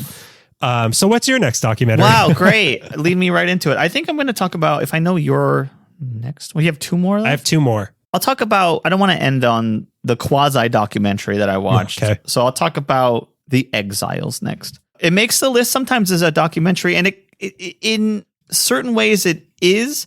Let's see what year it was done. I think it was 1961, The Exiles. Yeah, 1961. I haven't seen it. Thanks for asking. Kent McKenzie. Available on Canopy if you're interested. Okay. And free through the Alley Public Library. I've got a Canopy coming up soon. And it follows working class Native Americans in Los Angeles who've moved here from a reservation, I think a town in Arizona. And a lot of it is downtown LA. A lot of it is, you see Bunker Hill a year before it was knocked down. You see the Angels Flight when it used to be next to the tunnel. This is 1961? 61, yeah. It's black and white, 16 millimeter. It got restored recently, so its name started to circulate again.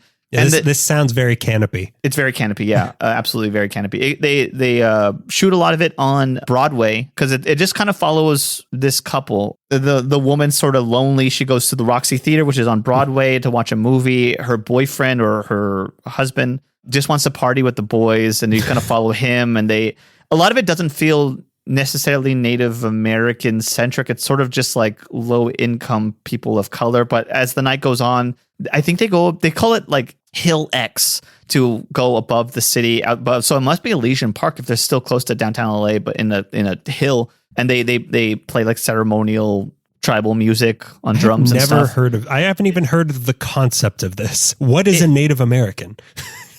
I've like never, me. Like I was born here too. Yeah. I've never heard of this documentary. Yeah, because I don't know if it sort of rides the line because the characters. I think there is a term for this. Yeah. Greg made this up. This was a fever dream of Greg. Yeah. But yeah, I think there is a term of this where it's like a documentary that's like kind of produced of like, it's real people doing real things, but they're like, it's almost like a reality TV kind of show. It leans more towards reality show where like the people are not playing characters, they're playing a version of themselves. A narrative is being told, but a documentarian with a camera is following them through the night, trying to capture them being real. So it's like a documentary before documentaries are really a thing. Yeah. Cinema Verite maybe something like that. Yeah. That's my term. That's my term. This episode brought to you by Cinema Verite and Jordan Morris. Are the two different? But it is very interesting, and it's a lot of old LA that is gone now. Bunker Hill, obviously, but it kind of doesn't really go anywhere. It's a sort of like I kept saying, like it's Jim Jarmusch without any fun. So it's Jim Jarmusch. Shut up. Why I oughta. but it feels like a very important piece of film to be still kind of kicking around. That's why it's on Canopy. That's why it's on Canopy. Yeah. Along with The Proposal or whatever. They have like the most highbrow and the stupidest things on Canopy. The stupidest, highest budget thing on there. It's important. I think it's important. Just like there are some rooms and doors that they go into when they go over people's houses where I'm like, that's the exact door that my family had growing up. Or like I go to my aunt's house like that. Like there's so much familiarity in this. Yeah. That's how I feel when it's exactly the same. This other documentary, Malcolm in the Middle. Jesus. When I watch that of like I used to have that same poster in my room. Yeah. The layout of this house is exactly like the layout of my house. Yeah. It's great that it exists and it's restored, beautifully restored by, I think that they went through the UCLA's film restoration thing. But I think you should watch it even if it's not much happening. And it's some of the worst ADR I've ever seen in my life. It's sort of like a low rent American Graffiti where you're just following a bunch of people through the night and seeing what they do and what they do for fun at night. This sounds like this is a good slice of life in Los Angeles, circa 1961 or whatever you said. Yeah, it is. And it's not happy at all. It's like the woman who you're following, the wife is very sad. She's pregnant and she has like her boyfriend or her husband just it wants to party all night. And I was way too familiar with some of the characters. What else is he supposed to do? Way too familiar with some of the characters in this of like, yeah, I know I have a family, but I'm still young and I want to party. And then the camera turned around and was looking at you. Yeah, pretty much. Yeah, this feels like because there's a lot of things that are on Canopy and also like the Criterion Collection. Yeah. Of when I watch it, I'm like, why is this on here? Like this wasn't a good movie or like a good documentary. It's or whatever. Important. It's important. What it captured is not captured anywhere else. Yes. Like you're not going to see this footage anywhere else. And that's why it's there. And it's okay to be boring. It's okay to be. Hey, we've been saying that for 10 years of LA Meekly. It's okay to be boring. It's okay to be boring and not funny. We add an addendum to it. Yeah. They're also not funny. It's also okay to smell. We've always said that. Yeah, to have visible stink lines. It's okay. That's why it has to be a podcast. No video. You can't see our stink lines. You want to hear my next one? Yes, please. So this one is also stretching the lines of a documentary because this is ostensibly a concert film. Sure. My next one is Watt Stacks. Watt Stacks. A very good concert.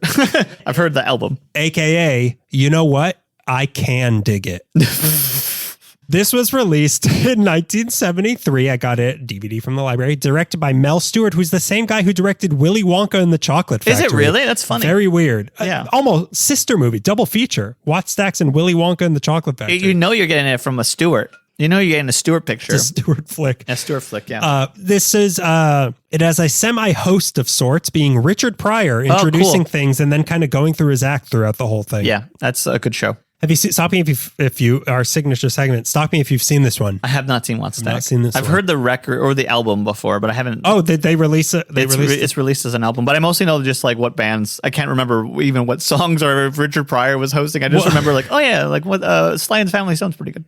I don't. So we'll get into this. Is a concert documentary of sorts about the 6 or 7 hour Watt Stacks concert at the Coliseum on August 20th, 1972.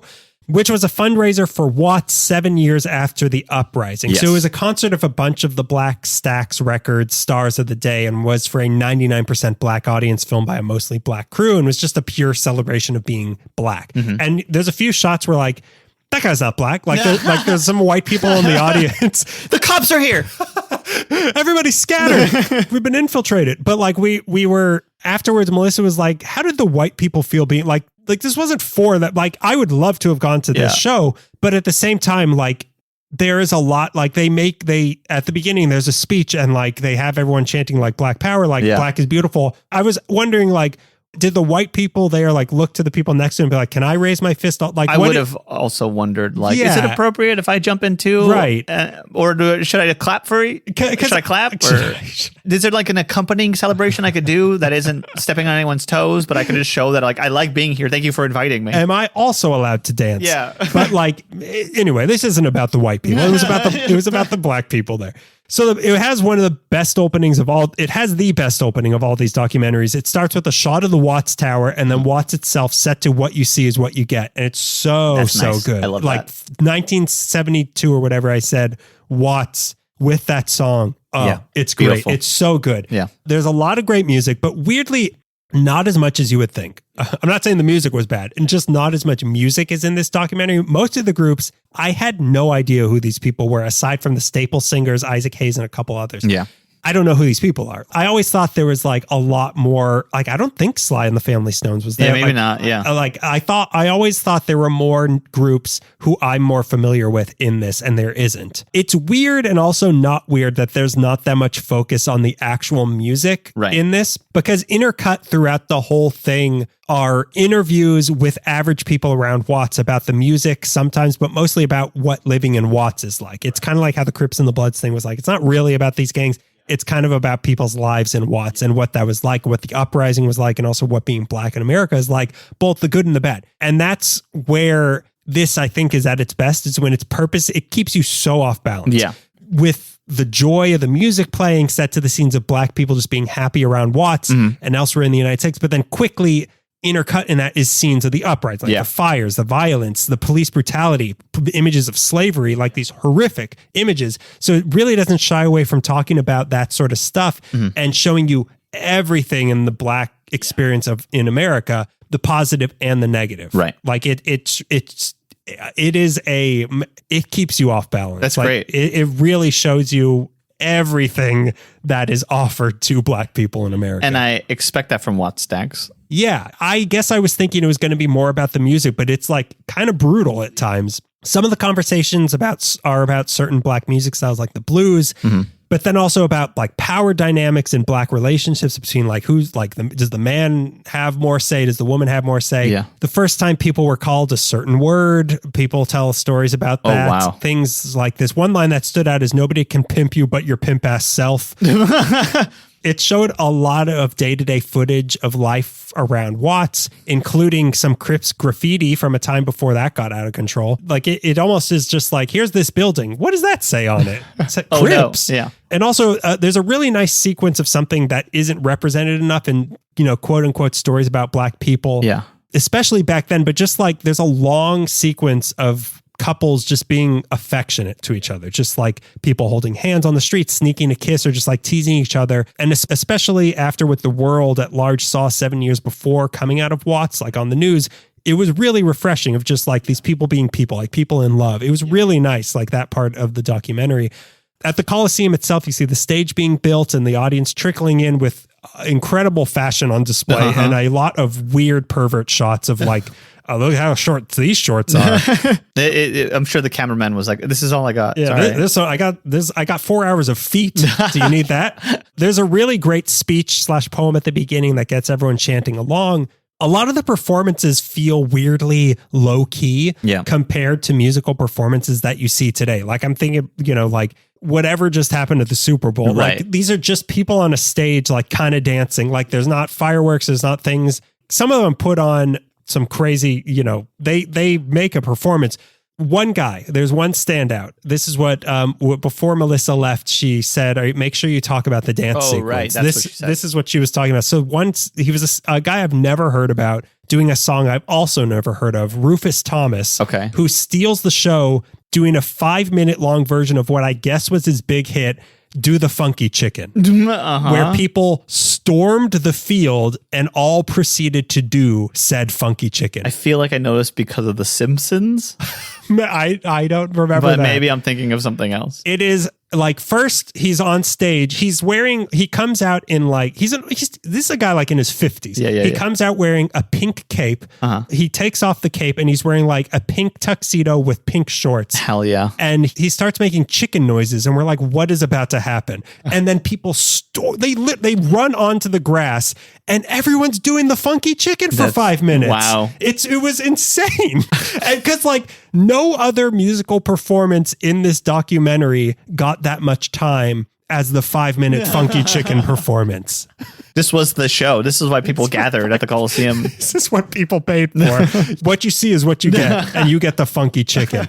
The big closer is Isaac Hayes, whose entrance is assisted by Jesse Jackson and is so funny. Like they make such a meal out of revealing Isaac Hayes, and then he sings Shaft there, and everyone is chanting along like Shaft, like everyone in the audience. You hear all these people yelling Shaft. That's great. That's my kind of show. There's a lot of Richard Pryor stuff that is often funny and often very sad, as Richard Pryor is. Mm-hmm. It's a very casual documentary. They don't even put labels on the screen of who each performer is most of the time. And I kind of wish there were more people I had heard of, and it's a little meandering at times. I did kind of wish they told me more about what this concert was and how it came together, because I think that's interesting. That's and I also don't really know that. And it was barely about music, like I was saying. And that's kind of the point of this. Like, it was about sort of a celebration of Black life. Yeah. And it was a very, very affirming look at Black culture that shows a lot of horrible stuff, but acknowledges it and can still laugh and be happy, and is very optimistic for the future. We're not defined by the riots. It was just a part of everything that happened. This was such a positive look at Black life in America, which ended up being sad. Like, because this was the optimism after all these events. Like, this was the optimism after Watts, and then look what happened 20 years later. Yeah. It's hard to say it was the most fun documentary of all these, because there's a lot of not fun stuff in it, but like the musical performances are fun. Of what you get, what you see is what you get. What you see is what you get. Yeah, I was expecting there to be like, I guess I don't know that many Stax Records stars. I know Isaac Hayes, I know the Staple Singer, but yeah, there was a lot less than I was expecting. Okay. But you probably like it. You like this crap. I like this crap. I would probably like it. Albert King is on the record. I remember that. It sounds a little bit like, and I maybe I should watch Wattstack before I make the opinion, but like, do you remember Dave Chappelle's Block Party? No. Oh, okay. That was a very good concert movie. What does it have to say about trans people? What is it? It was pre-trans opinion, but that was done by the guy who did like Eternal Sunshine and not Andy Kaufman. No, Andy Kaufman. It's like Gondry. It's Michel Gondry or Michael Gondry. I would never know how to say French names. But it's like a concert film, but you also follow Chappelle around, and there's comedy, and it's not just a concert film, but everything is moved in piece so well. It's Wattstax I sort of assumed was the same thing. Yeah, because I was kind of thinking about like Woodstock or something that, which this kind of was Black Woodstock in a lot of ways, but like, I was thinking, we're gonna see a lot of performances by these musicians, and it would like aside from the Funky Chicken, they spent like 40 seconds on each performer. Wow, they would. You think it would give everybody like a couple songs? They didn't. Like not even the Staple Singers, I don't think, got their full song, but the Funky Chicken got 5 minutes of the Funky Chicken. I'm sure they thought like this is gonna like cultural milestone. This is what people will remember. Yeah, this is what people are gonna pull from Wattstax. But even if you just want to watch that opening sequence, that is like award win. Like the intercutting to the to like, here's good, here's the bad. Like, here's Watts uprising, here's people having fun in Watts, here's kids going to school in Watts, here's people being dragged through the streets. Like, it keeps you so off balance, but in such a like engaging way that is eye-opening for a lot of people. It's really good. That opening sequence alone is okay. And then you get to see Richard Pryor before he caught on fire. For the Pryor fire. Yeah. I'm going to talk about a music documentary that I watched. Okay. This is your last one. I'm telling you. Is this your last one? Yeah, I think it is my last one. Yeah, I'm giving you one more. Oh, you're so nice. I watched Echo in the Canyon. Okay. Let's see the full title. Hold on. The White Wattstacks. Yeah, but basically. And I realized I don't like neo-folk music at all. How dare you? It was done by Andrew Slater, who only did that in 2018. And you follow Jacob Dylan around as he goes to everybody who lived in like the canyon area, Laurel Canyon. And hang on. Stop me if you've seen this one.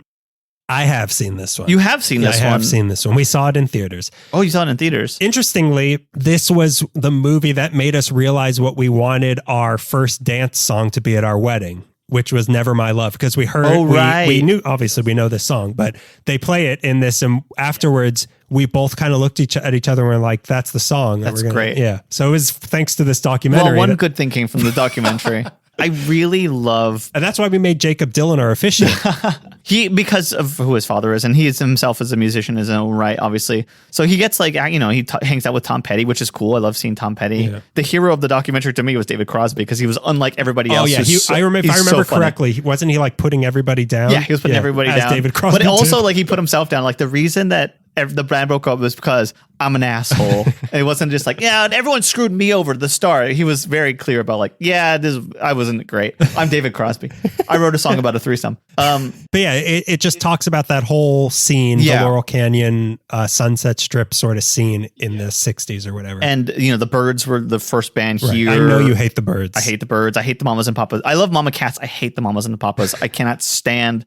Oh, you don't like the pedophiles, the incest lovers and the weirdos? And the woman who loved him. But I love the Beach Boys. Brian Wilson talks a little bit. Brian Wilson is the third host of this this episode. He has been in so many of these. And I'm okay with that. Our Mozart.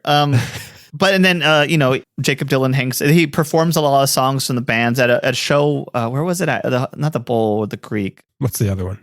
Yeah, what's the third one? Oh, the Starlight Bowl. The Starlight Bowl. Yeah, but he hangs out with Beck, Cat Power, and I think Regina Spektor. Right, and they're talking about the records they love. And Beck looks so uncomfortable in a very nice house. A very nice house that we'll never be able to enter. Not legally. Anymore. Not legally. It's wider than the Gidget documentary. Yeah, it is. I mean, yeah, look at that scene. That scene is very white. Jacob Dylan cruises around Hollywood. You pass like Sunset Sound, where they recorded Pet Sounds and stuff. Tom Petty tells a great story about winning Pet Sounds, the record, over like a contest on the radio, basically, which is funny to me. But yeah, no, I mean, like that is an important scene in Los Angeles in music history. The Laurel Canyon, Joni Mitchell, James Taylor sort of thing, who aren't in the documentary. But isn't Neil Young only in the closing credits? And you see, doesn't he like? It looks like Bigfoot playing music over the opening credits, and you're like, is that Neil Young? I don't remember that. That's what I remember happening, because like Neil Young is sort of skirted around in the whole thing, and they never talk to Neil Young. Yeah, and then if I'm remembering correctly, you see Bigfoot playing guitar in a studio at the end. It might have just been Bigfoot. I don't remember that at all, and I watched this 2 weeks ago.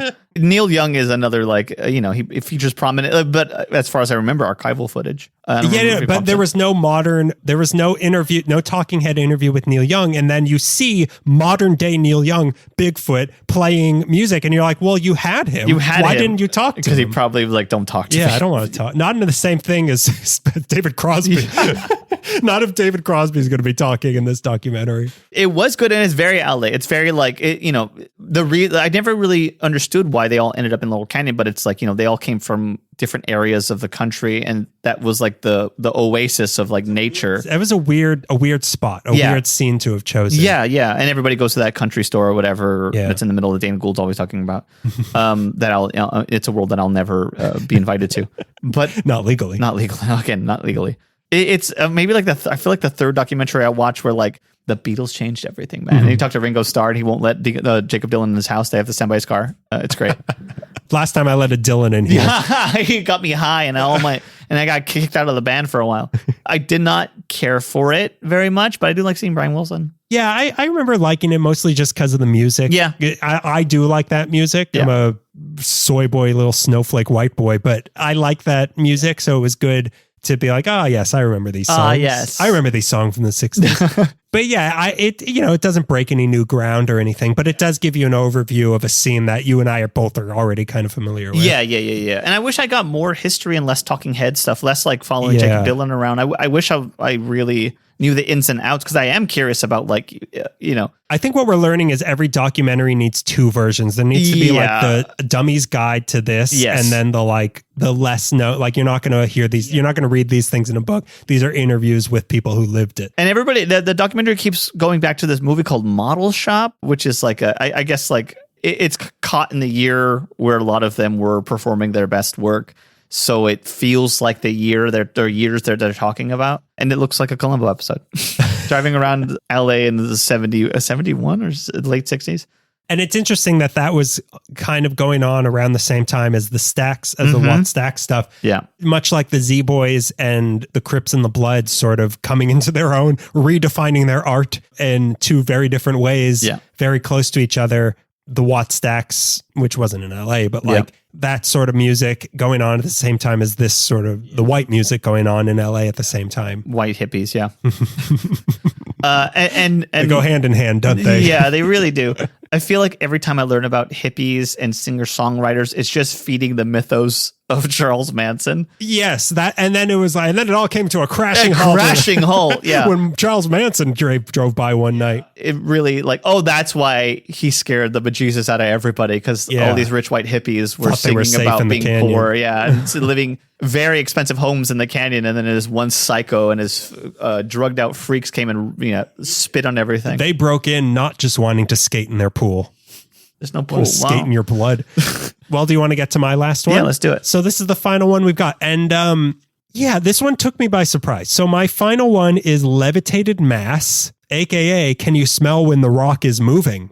This was released in 2013, directed by Doug Prey, aka Doug Prey Love. I watched it on Canopy with my library card. It is about the story of the big rock outside of LACMA. Oh, I almost watched that. I put that on my watch list. I am glad you didn't. So this one was recommended by our Patreon patron, Alex Ago. Thanks, Alex. Alex Ago, the Russian bot. Yeah. Like I said, he works in film. He recommended this one to me. I was like, yeah, okay. This rock. Melissa wouldn't even watch it with me because she's like, this is going to be so boring. Yeah.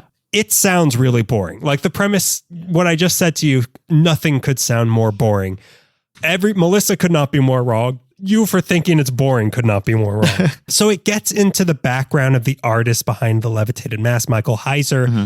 And shocking to two uncultured pigs like us, but probably not to a lot of people, how famous and influential this guy was in the 60s. He did like outdoor landscape-based art. Okay. They called it land art. He was very much one of the big 60s anti-art artists with an emphasis on the power of absence. And they showed he did some weird, like crazy stuff and how it had a big influence on things like the design of the Vietnam Veterans Memorial. Wow, okay. And like he did weird things in the dead. Like you've got to see it to believe it. Yeah. But he did some crazy land art there's no other way to describe it, out in the desert. They show the quarry where the rock, if you aren't familiar, there's a giant rock. It's called Levitated Mass, and is a levitated mass of rock outside of LACMA that you can walk under. Yeah. It's like a little tunnel underneath it. So it hangs above you. Yeah. And it could fall at any moment. That's the fun of it.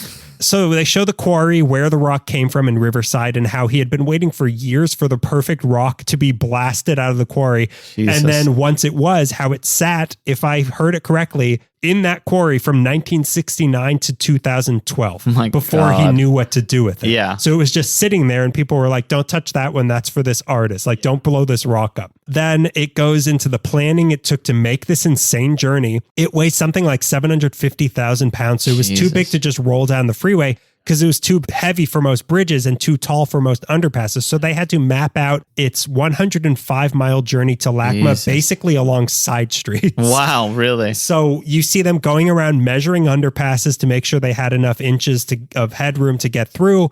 They had a binder of every single turn that the rock was going to take. Their plans to temporarily remove electrical wires along the street to get it through. Wow. The bureaucratic nightmare that was getting the approval from 22 different cities that it would be passing through to cooperate on this like pilgrimage that this rock was making. How the crazy contraption they built to carry it on worked. Jesus. Then, did you just come put it in a Jeep? Can't I just drag it? Yeah. Yeah. Attach some bungee cords and drive really fast? Can I blow it up and then put it back together at LACMA? Yeah. Well, how about we split it open? Yeah. And do it in two halves. Where the movie really comes alive is during the actual journey of this rock. We've talked many times about modern art doesn't make any sense, but then someone explains it to us and it's the greatest thing we've ever seen. This is that experience in movie form. Okay. Like on the surface, this is stupid. I don't get it. This is boring. And then it's explained to us.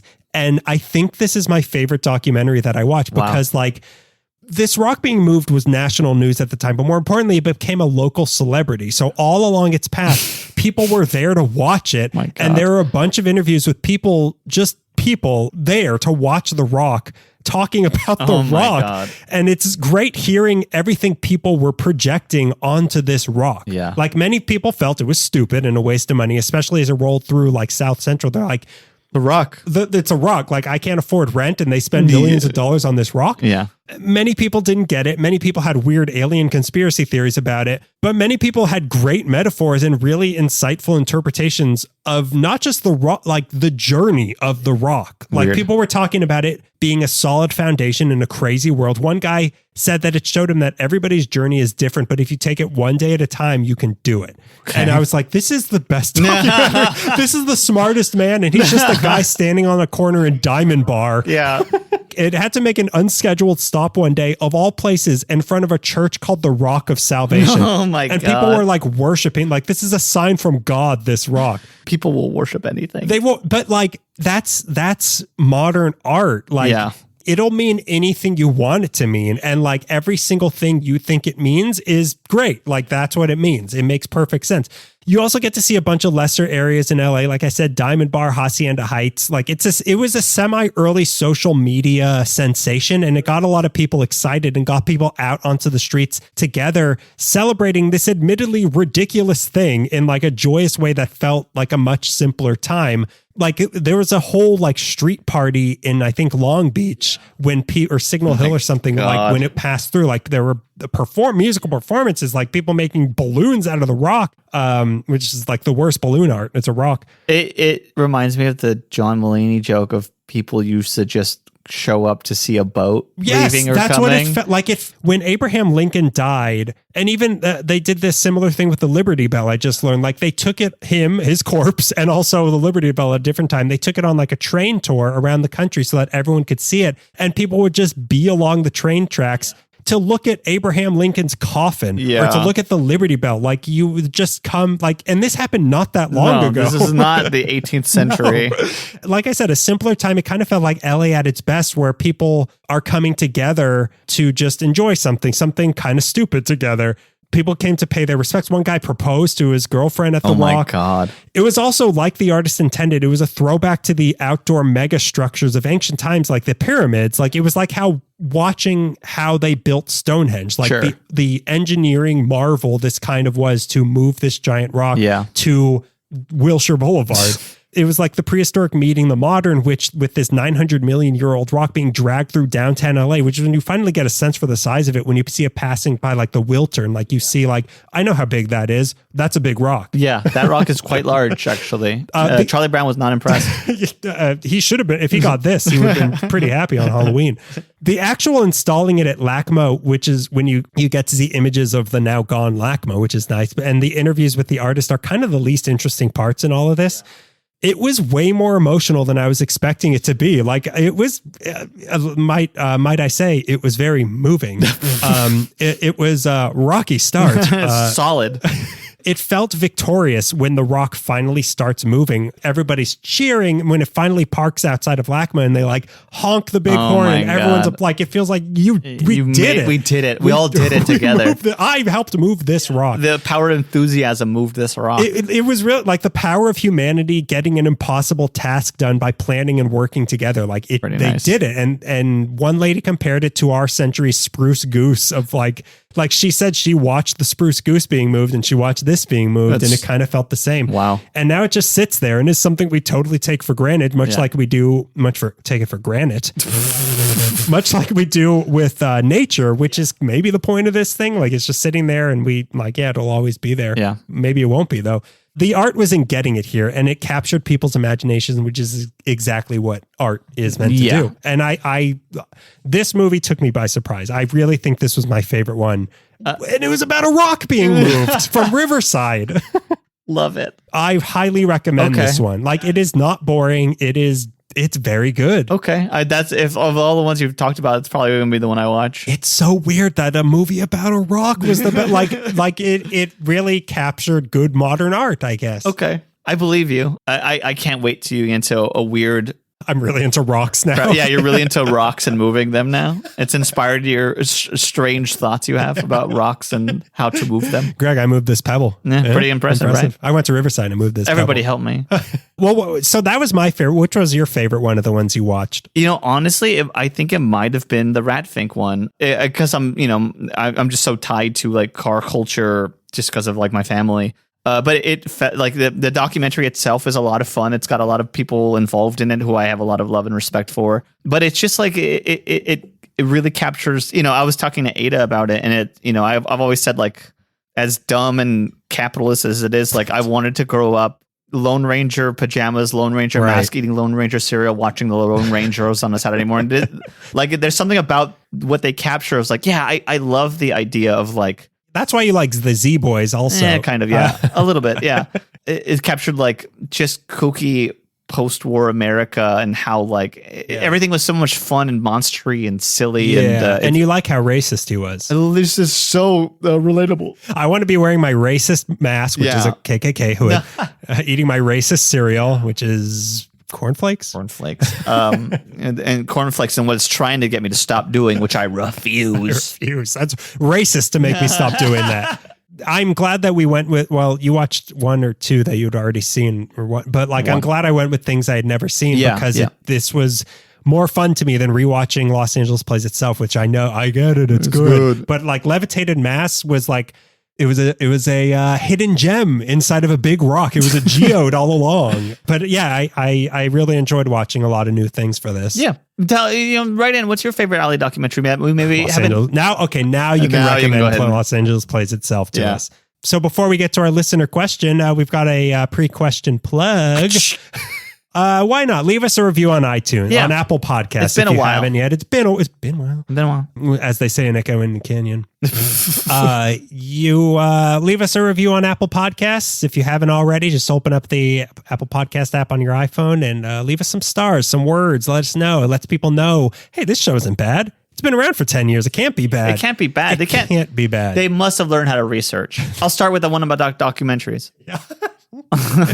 And recommend to all of the new LA Meekly listeners, start with the ones where they don't do research. They just talk off the cuff. Start with the ones where they do listener questions. Yeah. So now, speaking of listener questions, we have got one from Chris Myers. Hi, Chris. Who is another patron of ours. So he asks, is there an LA comedian or an LA comedy style? Are there city styles in comedy to begin with? I sometimes think of Bill Burr for Boston or George Carlin for Jersey, but who for LA? Johnny Carson?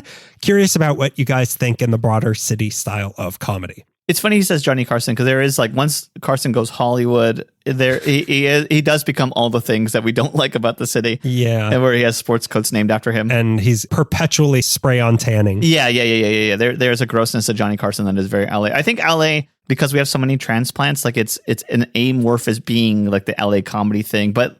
You know, my answer, go ahead. Well, I mean, that's our experience with when we were comedians. Yeah. Yes. Back when we used to be funny. Back in the heyday, yeah. There's a lot of this is the bad comedian. Like, this is the bad version of an LA comedian of talking about like dating and like really kind of stupid, snarky observations about things that aren't funny and just like, here's my trauma. Yeah. Where's the joke? You forgot the part where it's funny. Where you don't just admit an awful thing that happened to you. This is just history plus time. But like we saw a lot of that. But then there were people like Chris Estrada. My answer. Chris Estrada, who we would see around comedy, who is the star and creator of This Fool, which just got canceled. Which sucks because it was very stupid. Funny, yeah. That is a very LA show. But like his comedy style, like he was everything you should have been. Hey, don't think about that constantly.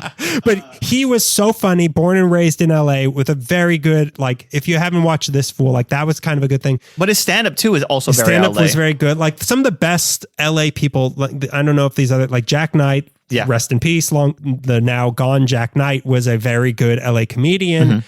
The guy, what is his name from Saturday Night Live, who we used to see around? Oh, Longfellow? Michael Longfellow. I don't know if he was one of the best, but he was very funny, though. He was very funny, and we would see him around. But like, to me, what kind of feels like a quote unquote LA comedy style happened in the 90s with the Largo alt comedy, like Janine Garofalo, Patton Oswalt, David Cross.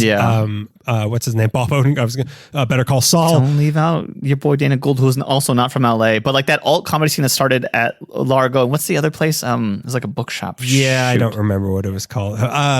Who cares? But like, to me, if I had to pick sort of an opinion, because what LA comedy, like what I think LA is best at, I don't think is stand up right now. I think the improv stuff from Los Angeles, like UCB, like people like Carl Tart or, the comedy bang bang sort of regular sort of people. I think that's what LA kind of, you could say, what is LA comedy? I think it's improv that some people like. To me, sort of the epitome of an LA comedian is Paul F. Tompkins. And that's kind of the answer I was dancing around. Like he was part of that Janine Garofalo alt comedy scene, but also transitioned into what I think the most vibrant comedy scene in LA is, which is the improv stuff. Right. And I think he's kind of the guy. Yeah, he's the guy. Who straddled both worlds. I sort of hang a lot of it on him and Andy Daly.